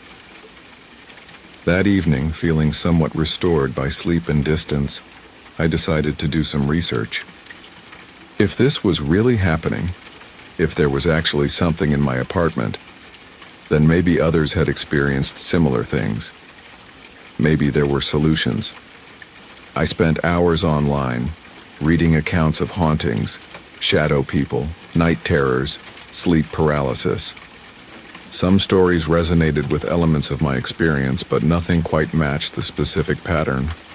The consistent 3:17 a.m. timing, the gradual escalation, the sense of being watched by something that seemed to be growing more bold, more present, each night. One thing kept coming up in my searches, the idea that entities feed on fear, that attention and terror give them strength. If that was true, my reactions were making whatever this was stronger. Armed with this theory and a renewed determination not to be driven from my home, I returned to my apartment the next day. In daylight, it felt ridiculous to be afraid. I cleaned. Again, sage smudge this time. Couldn't hurt, right? And set up a video camera facing the corner of my bedroom where the entity had appeared. That night, I took a mild sleeping pill. Not enough to knock me out completely, but enough to help me stay asleep through the night. I wanted to break the 3:17 pattern. The camera was recording, the sage had been burned, and I had a plan. Sleep normally, review the footage in the morning, and see if anything had actually happened or if my mind was creating these encounters. Woke as if on schedule at 3:17 a.m. The pill had done nothing. This time I wasn't standing, wasn't screaming. I was in bed, and the feeling of being watched was so intense it had pulled me from medicated sleep. The corner was empty, at least to my eyes, but I could feel it there, watching, waiting. "I'm not afraid of you," I lied, voice trembling. The temperature in the room dropped suddenly, my breath fogging in the air before me. The light from the bathroom flickered once, twice, then went out completely. In the darkness, I heard a sound like distant, labored breathing. I reached for my phone, hands shaking so badly I nearly dropped it. I turned on the flashlight and aimed it at the corner. Nothing. But the breathing continued, and it seemed to be coming closer, moving toward the bed. I swept the light around the room frantically, seeing nothing but feeling the presence advancing. The cold intensified. My phone's flashlight began to dim, then flicker, the battery draining rapidly, though it had been nearly full. As the light failed completely, I felt something cold brush against my cheek, like fingers but not quite solid. I screamed, then a sound of pure terror that seemed to hang in the freezing air of my bedroom. And then, as suddenly as it had begun, it was over. The bathroom light came back on. The temperature returned to normal. The presence vanished, leaving me alone, and shaking violently in my bed. I didn't wait for morning. I didn't check the camera footage. I packed a bag, called a 24-hour taxi service, and went to a different hotel. I couldn't stay there another minute. The next day, I called in sick again and began apartment hunting online. Whatever was happening, I wasn't going to fight it anymore. Let the next tenant deal with the 317 haunting. I was done. I found a new place within days, a sublet that I could move into immediately. It cost more than my budget allowed, but I didn't care.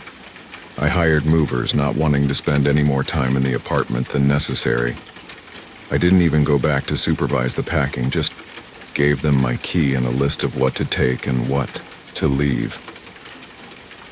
When they called to say they were finished, I met them at the new apartment, a bright, modern one-bedroom in a secure building across town. As they unloaded my belongings, I felt a weight lifting. This was the solution, a fresh start, away from whatever presence had latched onto my old place. That night in my new apartment, surrounded by half-unpacked boxes but relieved to be somewhere new, I slept soundly for the first time in weeks. No disturbances, no presences, no 3:17 a.m. wake-up call. The next night was the same, and the next. I began to relax, to believe it really had been something about the old apartment and not something about me. A week passed. I settled into the new place, went back to work, resumed my normal routines. The experience began to feel distant, like a particularly vivid nightmare that was already fading around the edges. I even found myself downplaying it in my own mind. Surely, I had overreacted. Let stress and lack of sleep compound a few strange coincidences into something supernatural. Then I found the camera. It was at the bottom of a box of miscellaneous items from my bedside table, the small handheld video camera I had set up that last night in my old apartment. I had forgotten all about it in the rush to move out. I stared at it for a long time, my heart rate accelerating as I debated whether to check the footage. Did I really want to know? What if it showed nothing, confirming I'd been hallucinating, or worse, what if it showed something? Curiosity won out. I charged the camera, hands unsteady as I plugged it in. When it had enough power, I sat on my new couch in my bright, safe apartment and pressed play. The footage began normally enough. There I was, getting into bed, checking the camera one last time before turning out the main light. The bathroom light cast enough illumination to make out the room's features dimly. For about an hour, nothing happened. I slept peacefully in the frame. At exactly 3:15 a.m., according to the timestamp, something changed. Not in the corner I'd been watching, but near the ceiling above my bed. The darkness there seemed to thicken, to coalesce into something almost solid. As I watched, scarcely breathing, a shape began to form, elongated, fluid, like ink spreading through water. It descended slowly from the ceiling, stretching toward my sleeping form. At 3:17 a.m. precisely, I stirred on screen, then sat up abruptly. The shape retreated slightly, but didn't disappear. I seemed to be staring right at the corner where I had felt the presence, ignoring the actual entity suspended above and behind me. As I watched the footage, a cold realization dawned. It had never been in the corner. That's just where it wanted me to look. On screen, I spoke. "I'm not afraid of you." And the shape seemed to pulse, to grow more substantial. The bathroom light flickered exactly as I remembered. But what I hadn't been able to see in the moment became clear on camera. As the light went out, the shape enveloped me completely, like a dark cocoon. When the light returned seconds later, it was gone and I was sitting rigid in bed, eyes wide with terror. I dropped the camera, bile rising in my throat. It had touched me, been all around me, and I never even saw it. That night, I couldn't sleep.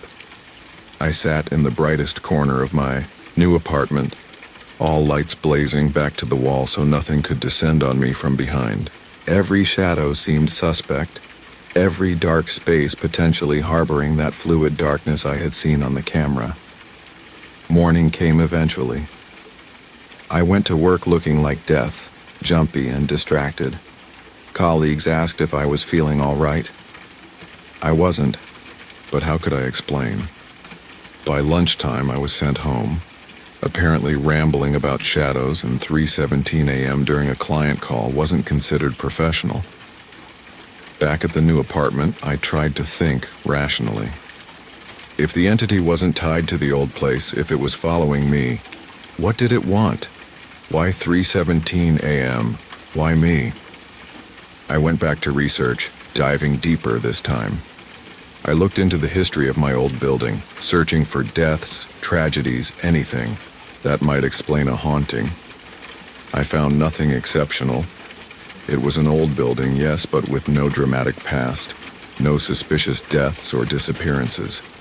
I expanded my search to the concept of the witching hour, traditionally 3 a.m. when supernatural activity is said to peak. The 3:17 specificity still puzzled me, though.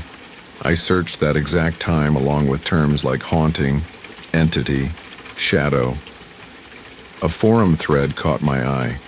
A post from 3 years ago, someone describing waking at exactly 3:17 a.m. for weeks before experiencing escalating phenomena, sounds, sensations, eventually visual encounters with what they described as a shadow that moves wrong.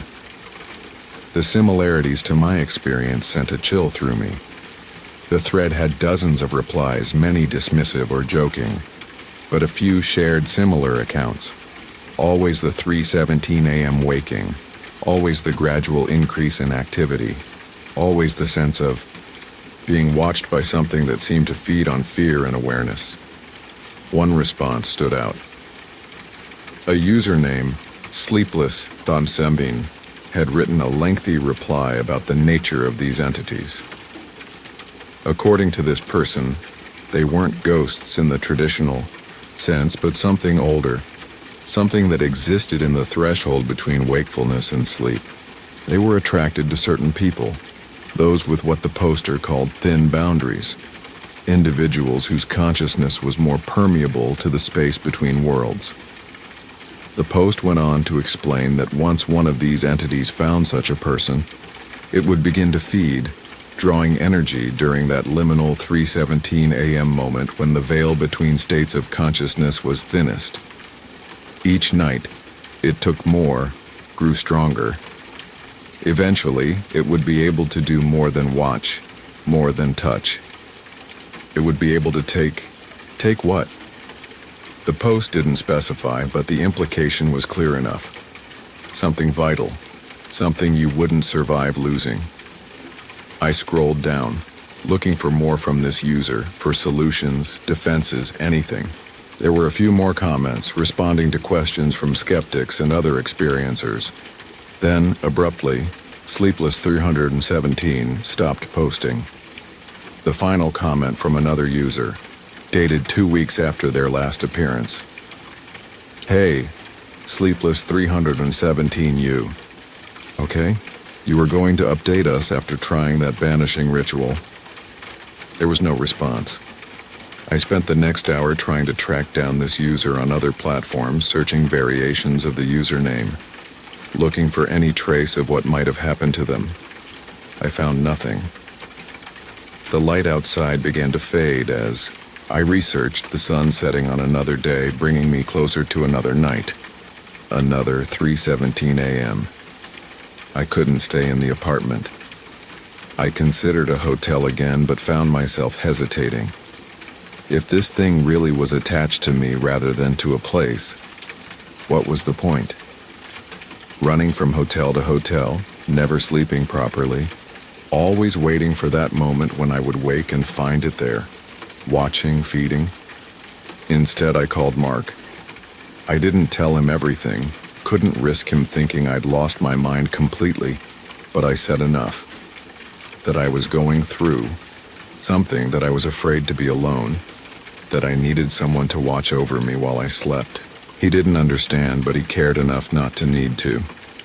He came over with an overnight bag and a concerned expression. You look like hell, he said when I opened the door. Thanks, I replied, attempting a smile that felt more like a grimace. I haven't been sleeping well. Yeah, I can tell. He set his bag down and looked around the new apartment. Nice place. But why the sudden move? And what's really going on with you? I hesitated. Mark was my oldest friend, rational to a fault, grounded in a way I usually appreciated. How could I explain what was happening without sounding completely unhinged? I've been having episodes, I said finally. Waking up in the middle of the night, seeing things, feeling watched. It started at the old place, but it's followed me here. I paused, struggling to frame it in a way that wouldn't immediately make him call for psychiatric intervention. I think it might be some kind of sleep disorder. Night terrors, maybe, or sleep paralysis. But it's scaring me. Mark's expression softened. Why didn't you say something sooner? Have you seen a doctor? Not yet, I admitted. It sounds crazy when I try to explain it, and I'm afraid they'll just give me sleeping pills, which might make it worse if I can't. Wake up from whatever this is. So what do you need from me tonight? He asked. Just watch me sleep, I said, realizing how strange the request sounded. Wake me up before 3:17 if I seem disturbed. And don't. I hesitated again. Don't let me sleep through that time. I need to be awake at 3:17. He raised an eyebrow but nodded.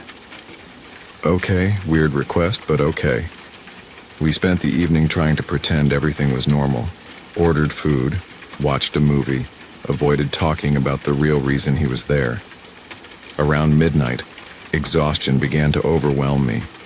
Days of disrupted sleep had taken their toll, and despite my fear, my body demanded rest. Mark sat up on the couch while I went to bed. I left the bedroom door open and a light on in the hallway. Just before I lay down, I went back out to the living room. No matter what, wake me before 3:17, I reminded him. Even if I seem fine, promise me. I promise, he said, looking concerned but determined. Now get some sleep. You look like you're about to collapse.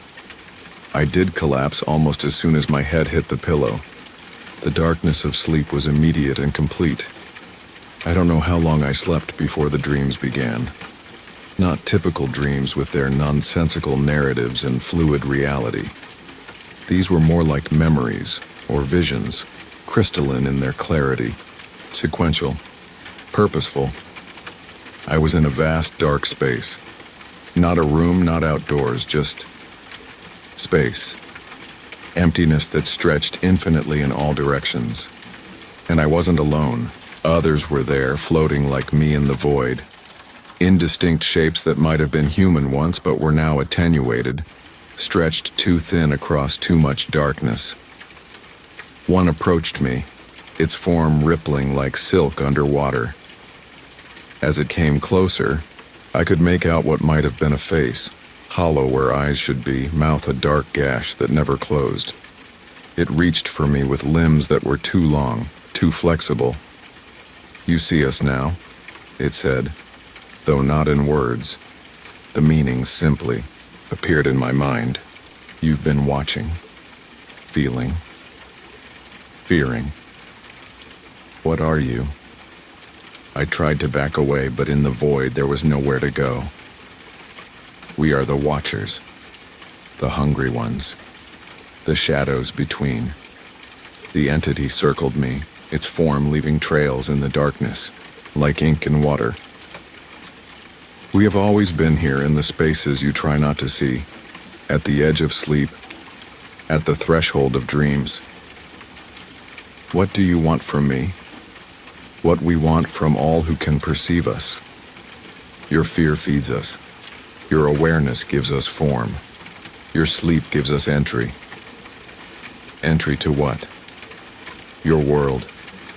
Your mind. Yourself." The entity's face, or what passed for a face, split in what might have been a smile. "We take what we need." Small sips at first, then more. Other shapes were drawing closer now, attracted by our exchange. Dozens of them, each more twisted and wrong than the last. Forms that human eyes shouldn't be able to process, that human minds weren't meant to comprehend. Why me? Why 317? "You have thin boundaries," the entity said. "The veil between your consciousness and the deeper dark is fragile. As for the time, it is different for each watcher, each connection. For you, for us, it is 317. The moment when your defenses are weakest, when we can reach through. And if I stay awake, if I never let myself be vulnerable at that time." The entity's non-face twisted in what might have been amusement. "You cannot stay awake forever. And once we have formed a connection, it only strengthens. Tonight, your friend watches over you. But we are already here, already feeding. Can you feel it?" And I could. A draining sensation, like blood leaving a wound too large to clot. Something essential was flowing out of me, into the entity, into all of them as they circled closer. "Stop," I tried to say, but my voice had no power here. "We cannot stop. We are hunger. We are the space between thoughts, the shadow behind closed eyes. And you are food." The shapes pressed closer, their substance, if they could be said to have substance, passing through me, taking something with each pass. I tried to scream, to wake myself, to reach for the waking world where Mark was supposed to be watching over me. "Wake up," I commanded myself. "Wake up now." But I couldn't. I was held fast in the dark space, surrounded by entities that were feeding on my very essence. I could feel myself growing thinner, less substantial. Soon I would be like them, a stretched shadow, hollow-eyed, endlessly hungry. "Your friend cannot help you," the first entity said, sensing my thoughts. "He sleeps too. We made certain of it. No one will wake you before our time is done." Terror surged through me, giving the entities a fresh feast. They pulsed with renewed vigor, drawing more from me with each passing moment. I had no body here, yet I felt myself sinking to non-existent knees, growing weaker. How long had I been in this place? Minutes? Hours? I had lost all sense of time. Time is different here, the entity said. In your world it is almost 3:17, the peak of our feeding, when we can take the most. Take what? I managed to ask, though it cost me greatly. Your place, the entity said simply. Your body, your life. One of us will wear your skin, walk your path. You will remain here, become one of us, hungry, watching, waiting for another with thin boundaries to feed upon. No. The denial tore from me with the last of my strength.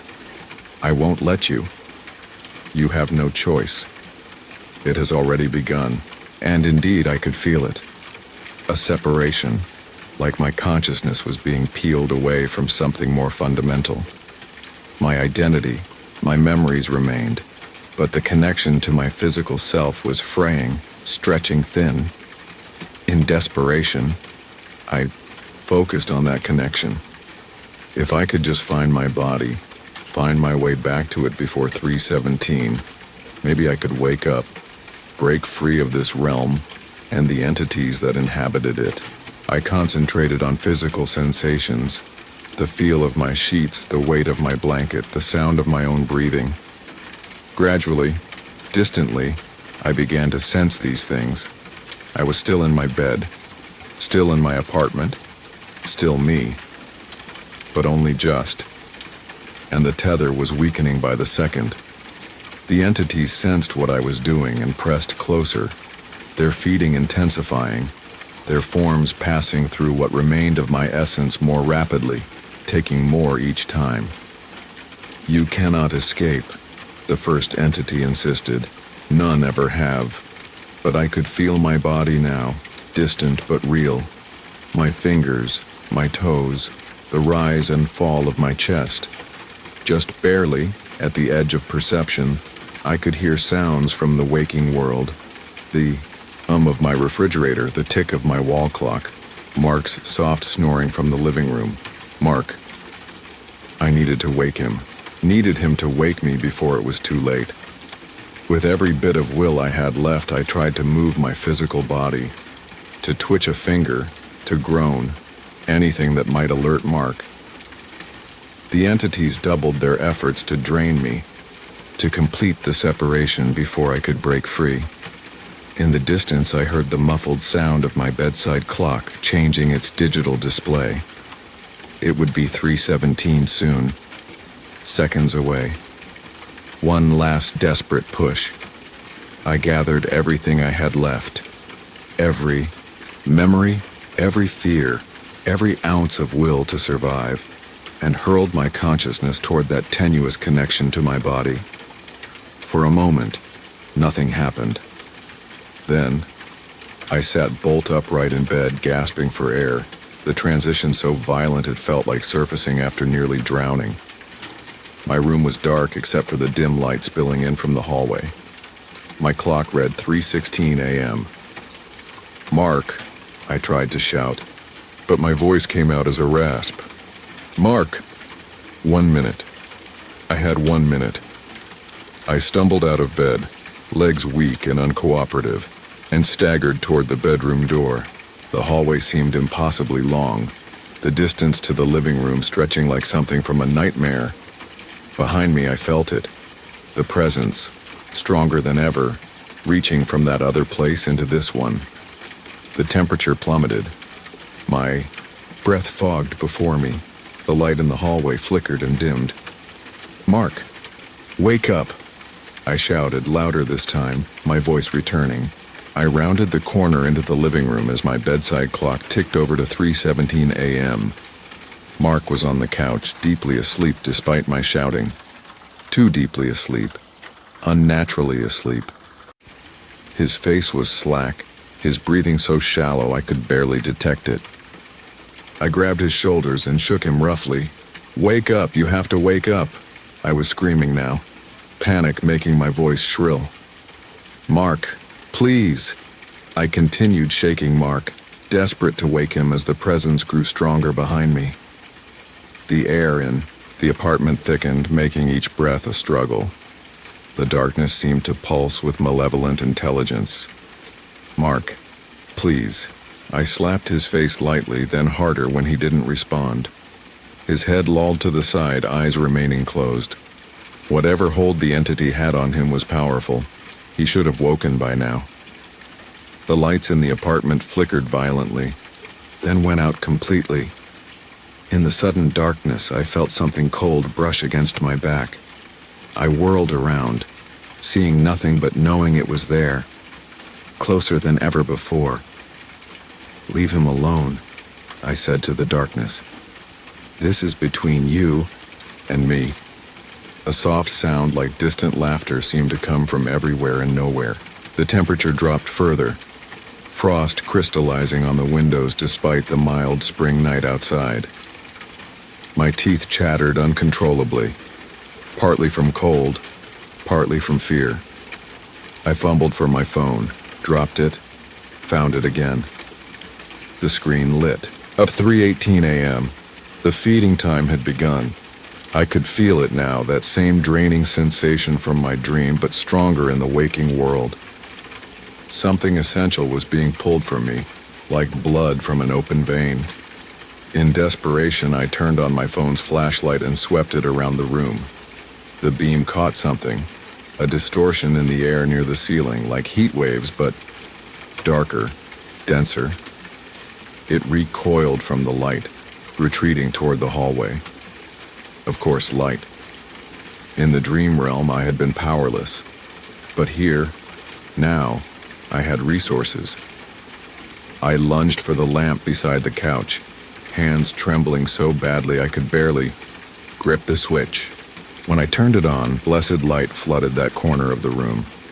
The presence retreated further but didn't disappear.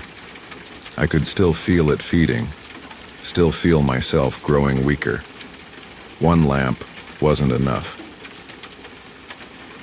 With renewed purpose, I moved through the apartment, turning on every light I could find. Lamps, overheads, even the stove light in the kitchen. With each new source of illumination, the entity seemed to lose ground, its hold on me weakening slightly. But it wasn't enough. I could feel it adapting, learning to feed despite the light. And worse, the draining sensation was intensifying again. I wasn't going to last much longer.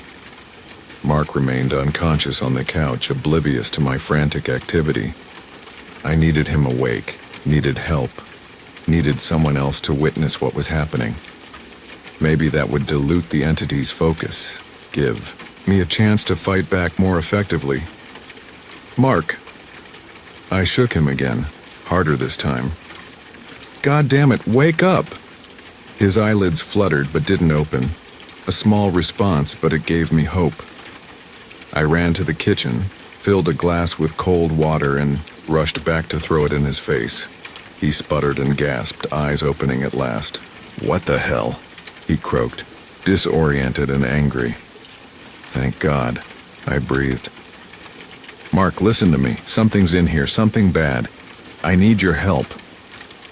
He stared at me, water dripping from his face, confusion giving way to concern. "What are you talking about? What time is it?" "It's after 3:17. You were supposed to wake me up, but it got to you first. Made you sleep?" Mark sat up slowly, looking around at all the lights blazing in the apartment. "You're not making any sense. I must have fallen asleep, I'm sorry, but..." "Look," I interrupted, pointing to the hallway where the distortion was, now visible even without directly shining light on it. A rippling darkness, subtly wrong against the normal shadows. "Do you see that?" He followed my gesture, squinting. For a moment he said nothing. Then he paled. "What the fuck is that?" He could see it. The confirmation sent a rush of validation through me. I wasn't hallucinating, wasn't losing my mind. This thing was real, and now I had a witness. "I don't know exactly what it is," I said, words tumbling out quickly. "But it's been feeding on me. Every night at 3:17, getting stronger. It wants to take my place, push me out of my body and into its realm." Mark stood backing away from the hallway. That's crazy. "Look at it, Mark. You can see it too." I'm not making this up. The entity seemed to pulse, growing more distinct as we both focused on it. No longer hiding, no longer pretending to be just a shadow or a trick of light. It was revealing itself, and the sight defied rational explanation. A three-dimensional darkness that moved with purpose, that had mass without substance. "We need to get out of here," Mark said, grabbing my arm. "Right now." I didn't argue. We moved toward the front door, giving the hallway a wide berth. But as we approached the exit, the lights began to fail, one by one, plunging sections of the EU apartment back into darkness. "It's cutting us off," I realized aloud. The entity was learning, adapting, and it wasn't going to let its meal escape so easily. Mark reached the door first, turning the handle and pulling. It didn't budge. He pulled, harder, throwing his weight against it. "Nothing. It's locked," he said, voice rising in panic. "I can't get it open." I joined him, both of us pulling at the door. It should have opened. There was no deadbolt engaged, no chain, nothing to prevent it from swinging inward. But it remained immovable, as if sealed shut. Behind us, more lights flickered and died. The darkness was encroaching, the entity growing bolder. I could feel its hunger, its excitement. 2 meals instead of 1. "The windows," I suggested, already moving toward the living room. But the windows wouldn't open either. We were trapped, the apartment now a cage, and the predator was inside with us. With the lights failing rapidly, the entity was becoming more visible. No longer just a distortion, but something with crude form. A tall, thin silhouette that moved wrongly, joints bending in impossible directions. It remained in the hallway, but its presence seemed to fill the apartment, pressing in on us from all sides. "What does it want?" Mark asked, voice barely above, a whisper. "To feed," I said. "It feeds on fear, on awareness, and I think it wants to take over. Replace one of us." As if in response to my words, the entity moved forward, entering the living room proper. The few remaining lights sputtered and went out, leaving only my phone's flashlight beam cutting weakly through the darkness. Mark and I pressed our backs against the front door, watching as the thing approached. It moved in a way that hurt to look at, each step covering both too much and too little distance, its proportions changing subtly from moment to moment. "What do we do?" Mark's voice shook. "How do we fight this thing?" I didn't have an answer. The draining sensation had become a torrent now, my strength fading rapidly. My grip on the phone weakened, and it slipped from my fingers, the light spinning crazily as it fell to the floor. It landed with the beam pointing up, illuminating the entity from below. In that moment, we saw it clearly. Not a shadow or a distortion, but a figure that had weight and presence. Tall, far taller than any human should be, with limbs too long and too thin. It had no face, just a smooth darkness where features should be. But somehow I knew it was looking at us, choosing. "It's going to take one of us," I whispered. "It needs a host, a body to occupy in this world." Mark made a small, frightened sound beside me. The entity seemed to focus on him, drawn by his terror. It reached out with an impossible limb, elongating across the space between us. "No." I moved in front of Mark, putting myself between him and the entity. "You want me. You've been feeding on me. Take me." The entity paused, its faceless head tilting as if considering. I felt Mark try to pull me back, heard him protesting, but I stood my ground. "You've been preparing me, haven't you?" I continued, thinning the boundary between my consciousness and your realm, making me ready. "So take me. Finish it." The entity moved closer, its form towering over me now. I could feel its hunger, its Ancient, patient malevolence, and something else, approval, had I guessed correctly? Let Mark go, I demanded. Take me and let him walk out that door. The entity considered. Then slowly it extended a limb toward my face.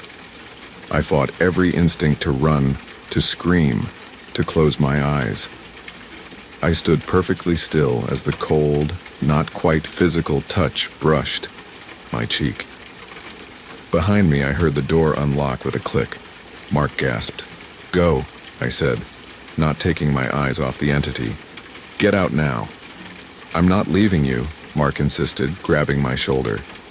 You have to, I said. It will take one of us. If you stay, it might choose you. Please, Mark, go.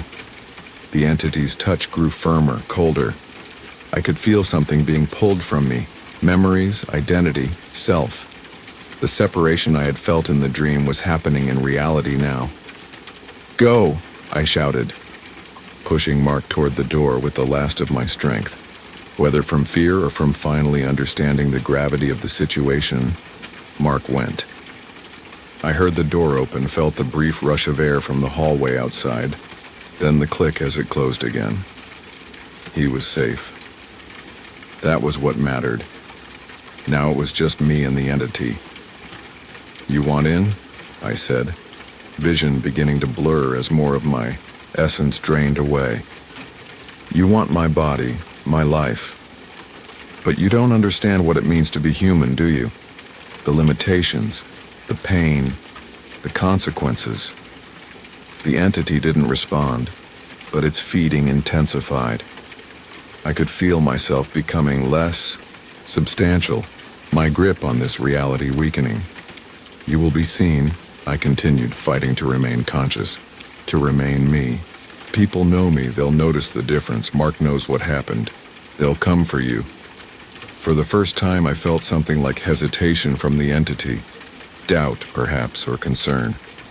It hadn't considered this, that taking my place might expose it to dangers it didn't comprehend. I pressed the advantage.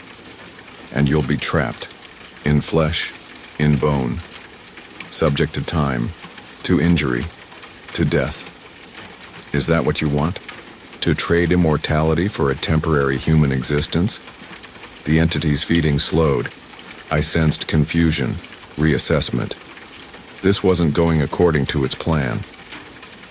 With a last desperate effort, I reached for my phone on the floor, grabbed it, and turned, the flashlight directly into what passed for the entity's face. It recoiled, its form rippling with distress. Go back, I commanded, surprised by the strength in my voice. Go back to your realm. Find another way to feed. This body, this life, is mine.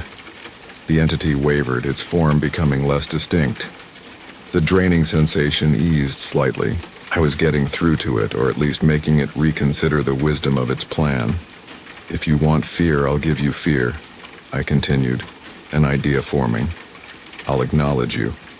Set aside time for you. But you cannot have my place. You cannot have me. The entity's form stabilized, its attention focused wholly on me now. I sensed curiosity, consideration. A bargain, I said. Each night at 3:17, I'll sit in darkness. I'll think of you, feel fear of you, feed on that. But you stay in your realm. You don't try to take me. And when morning comes, you let me return to my life unmolested. For long moments, nothing happened. The entity remained before me, its faceless visage revealing nothing of its thoughts.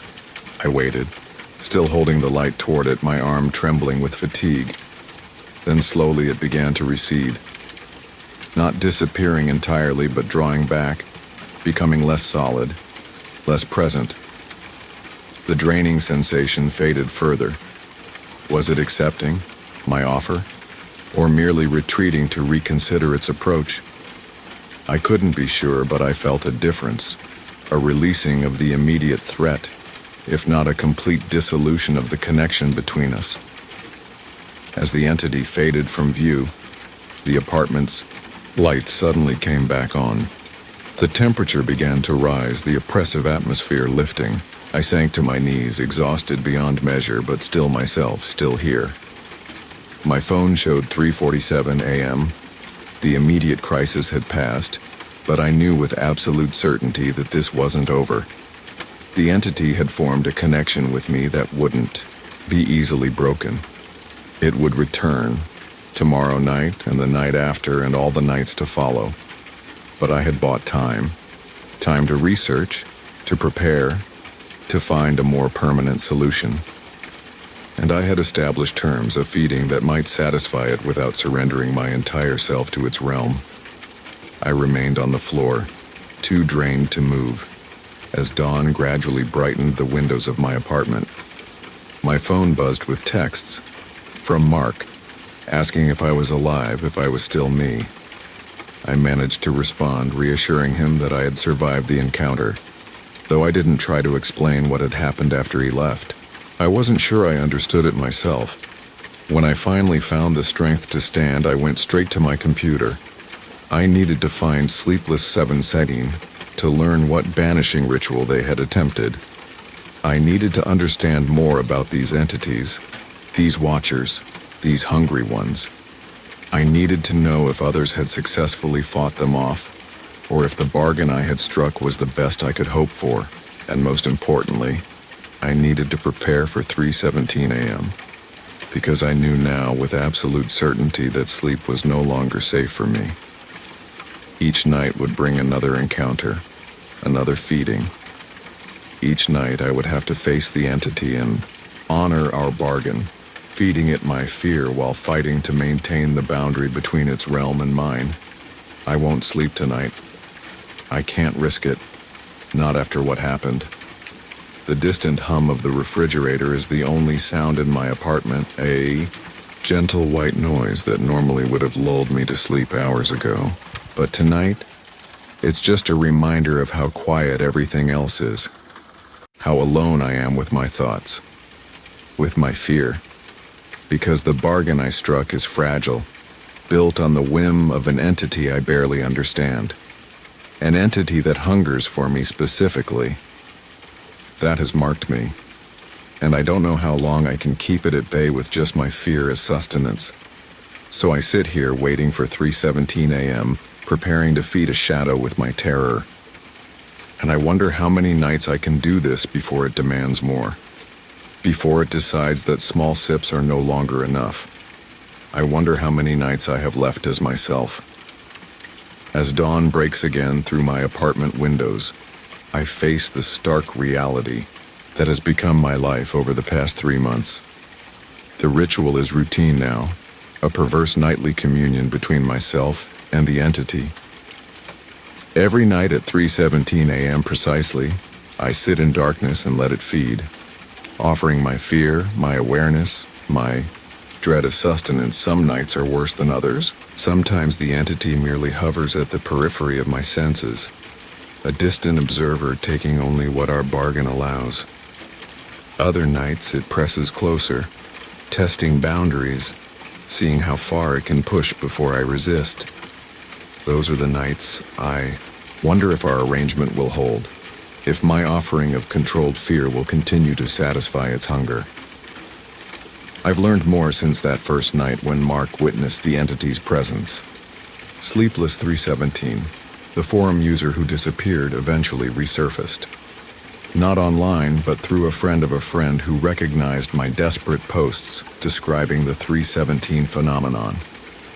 The friend contacted me directly, explained that Sleepless 317 had been a woman named Eliza who lived just 2 towns over from me.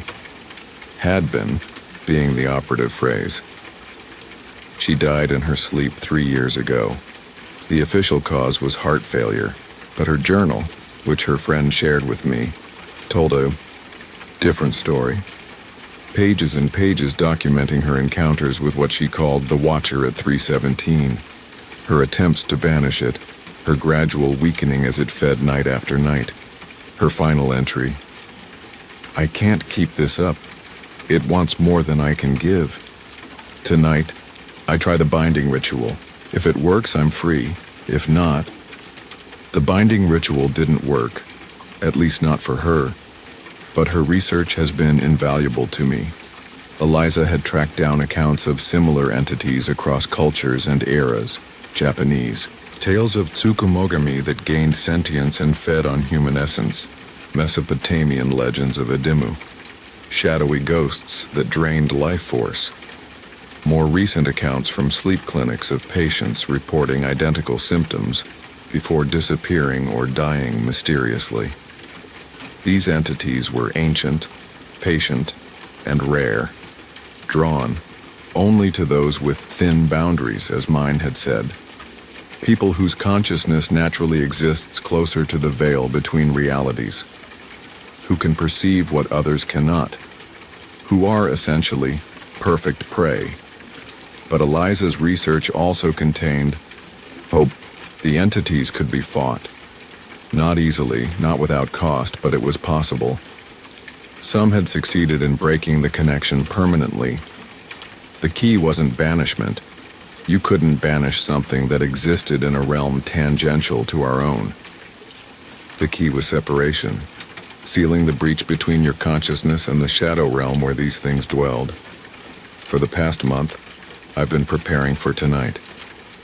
Gathering materials, learning the rituals Eliza documented, strengthening myself physically and mentally for what must be done.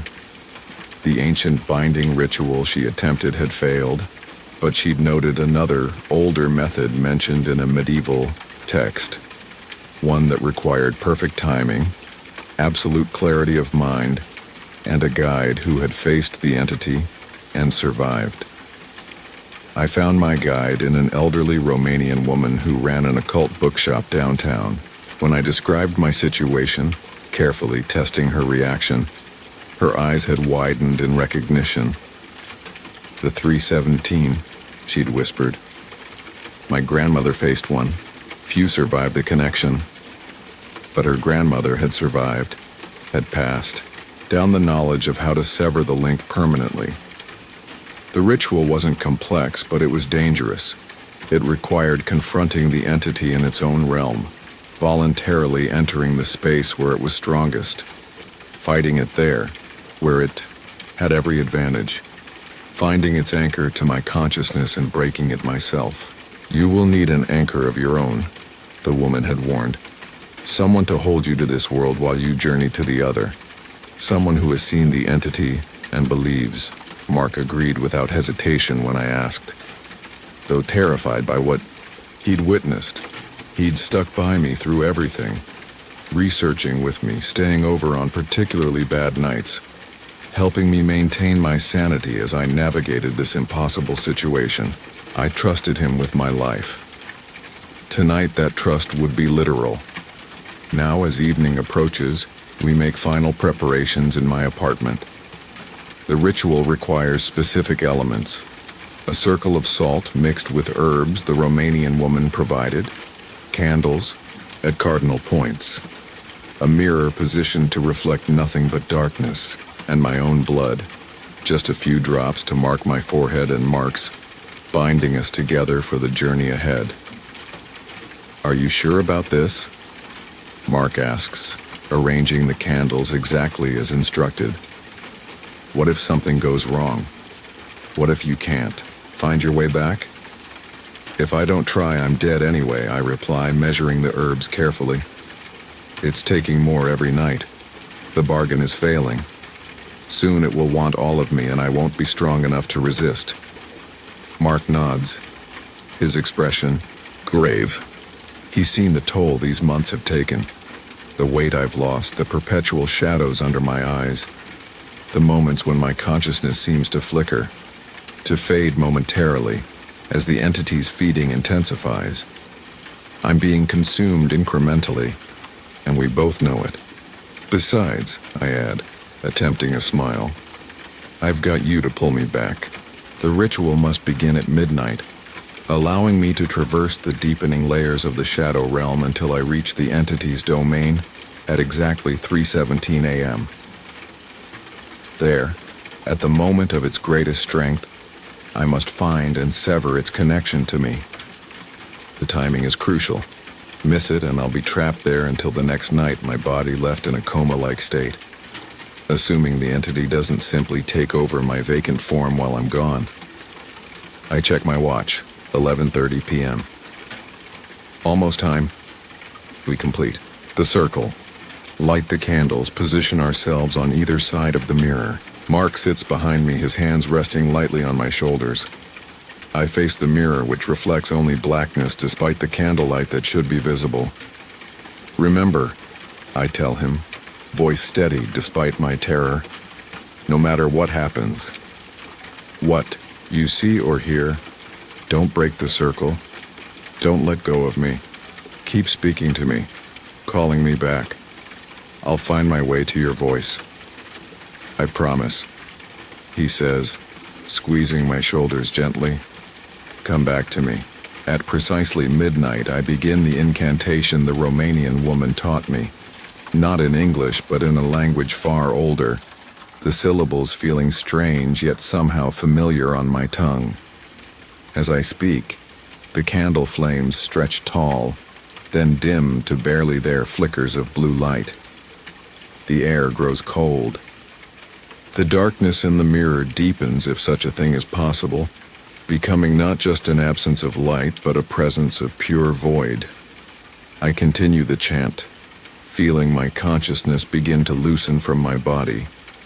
It's similar to the sensation of the entities feeding, but controlled, directed.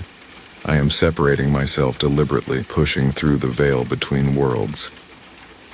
The mirror before me is no longer a mirror, but a window, opening onto that vast, dark space I've glimpsed in dreams. I can feel Mark's hands on my physical shoulders, anchoring me, even as my consciousness begins to move through the opening. I'm going in, I whisper, my physical voice faint as my awareness stretches between realms. Remember, don't let go. The transition is disorienting, a sensation of falling without movement, of being unmade and reconstructed in the same moment. Then I am there in that endless void where I first encountered the entity in my dreams. But this time, I am here by choice. This time, I am hunting rather than being hunted. The void isn't empty as it first appears. As my perception adapts, I begin to make out structures.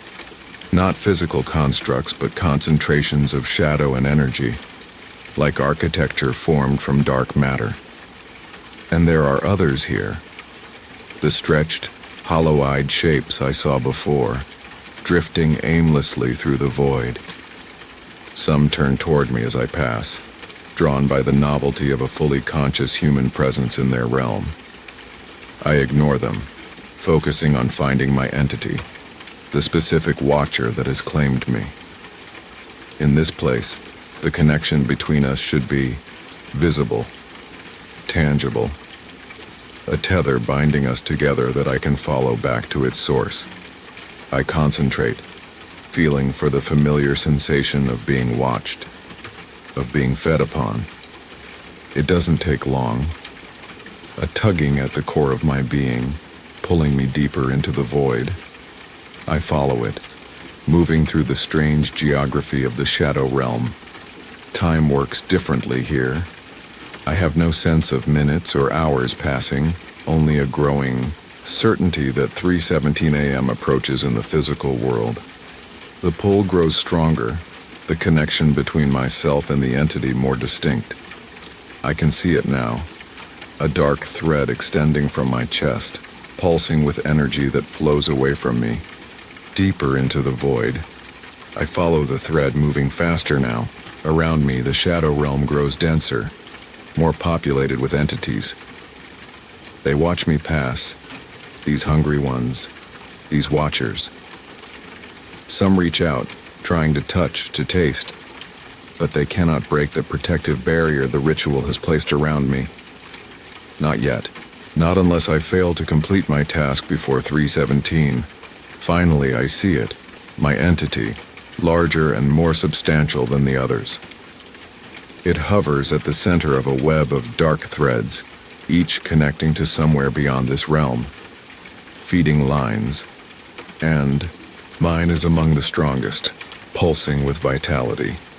The entity turns as I approach, its faceless form registering something like surprise. It hadn't expected me here in its domain, hadn't expected prey to seek predator. You, it communicates, the concept appearing in my mind rather than being spoken. You have come willingly, foolishly. I've come to end our bargain, I reply, surprised to find I can speak here. To cut the connection between us. The entity's form ripples with what might be amusement. None can sever what has been established. The feeding will continue until there is nothing left of you. Until one of us takes your place in the physical world. Others have done it, I counter. Others have broken free. Rare exceptions, anomalies. The entity moves closer, its form towering over me. You are not exceptional. You are food. It strikes. Faster than thought, a tendril of darkness lashing out to envelop me. But the protective barrier holds, barely. I feel it weaken, feel the entity's surprise. The old rituals, it says, withdrawing slightly. You have found a guide. Interesting, but ultimately futile. Around us, other entities begin to gather, drawn by the confrontation. I sense time slipping away, the physical world's 3:17 a.m. approaching rapidly. This ends tonight, I say, reaching for the dark thread that connects us. It burns cold at my touch, sending pain shooting through my consciousness. But I maintain my grip, feeling for the point where it anchors to my being. The entity attacks, again its form enveloping me completely this time. The protective barrier shatters and I feel the familiar draining sensation intensify 100-fold. It's feeding directly now, no longer limited by the physical separation between realms. In the distance, faintly, I hear Mark's voice calling my name, my anchor, my lifeline. I focus on it, using the sound to maintain my sense of self as the entity attempts to consume me. You are already mine, the entity insists. Your consciousness will join the others who have fed me. Your body will host one of my kind in the physical world. No, I manage, fighting through the pain and the draining sensation. I am my own. With a final, desperate effort, I locate the anchor point, the place where the dark thread attaches to my essence. It's not a physical connection, but a point of resonance, a vulnerability in my consciousness that the entity exploited to establish its feeding. I focus all my will on that point, envisioning the thread severing, the connection breaking. The entity redoubles its efforts to drain me, sensing what I'm attempting. The pain is excruciating, like having my soul flayed open. Mark's voice grows fainter.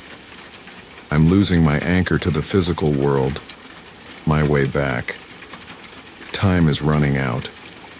In a final desperate push, I gather every fragment of my will, my identity, my fundamental self, and direct it at the connection point, not just trying to break the thread, but to seal the vulnerability it exploited, to make myself impermeable. The entity howls, a sound with no sound, a vibration of pure rage and hunger that shakes the fabric of the shadow realm. The other watchers retreat, disturbed by the display of emotion from one of their kind. For a moment, nothing happens. The thread remains, the draining continues, and I feel myself slipping further from the physical world. Then, a snap, like a rubber band breaking but magnified 1,000-fold. The dark thread between us severs, the end connected to me recoiling into my essence.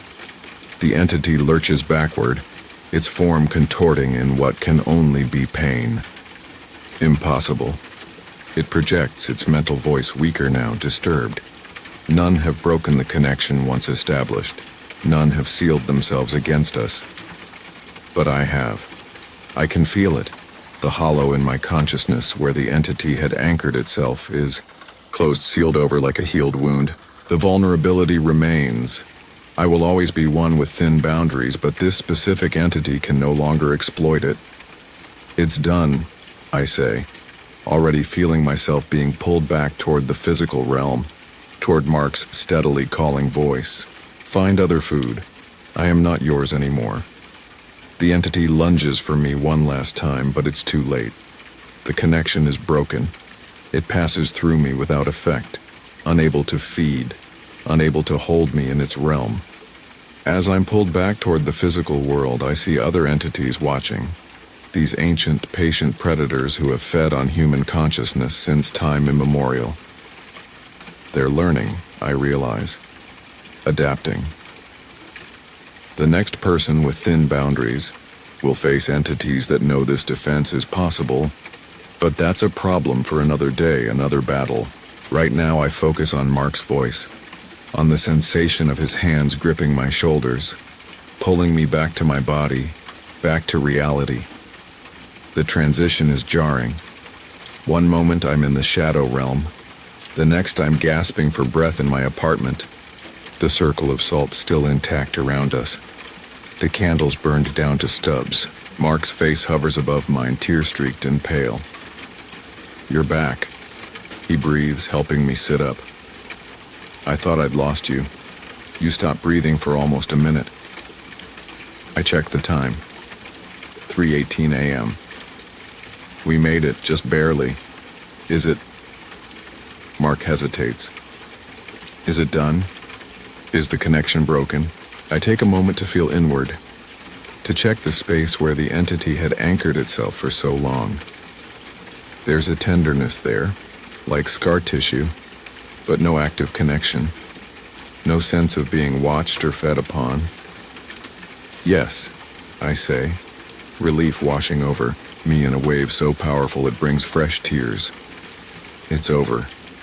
Mark helps me to the couch, brings water, checks my pulse and pupils. I'm physically weak.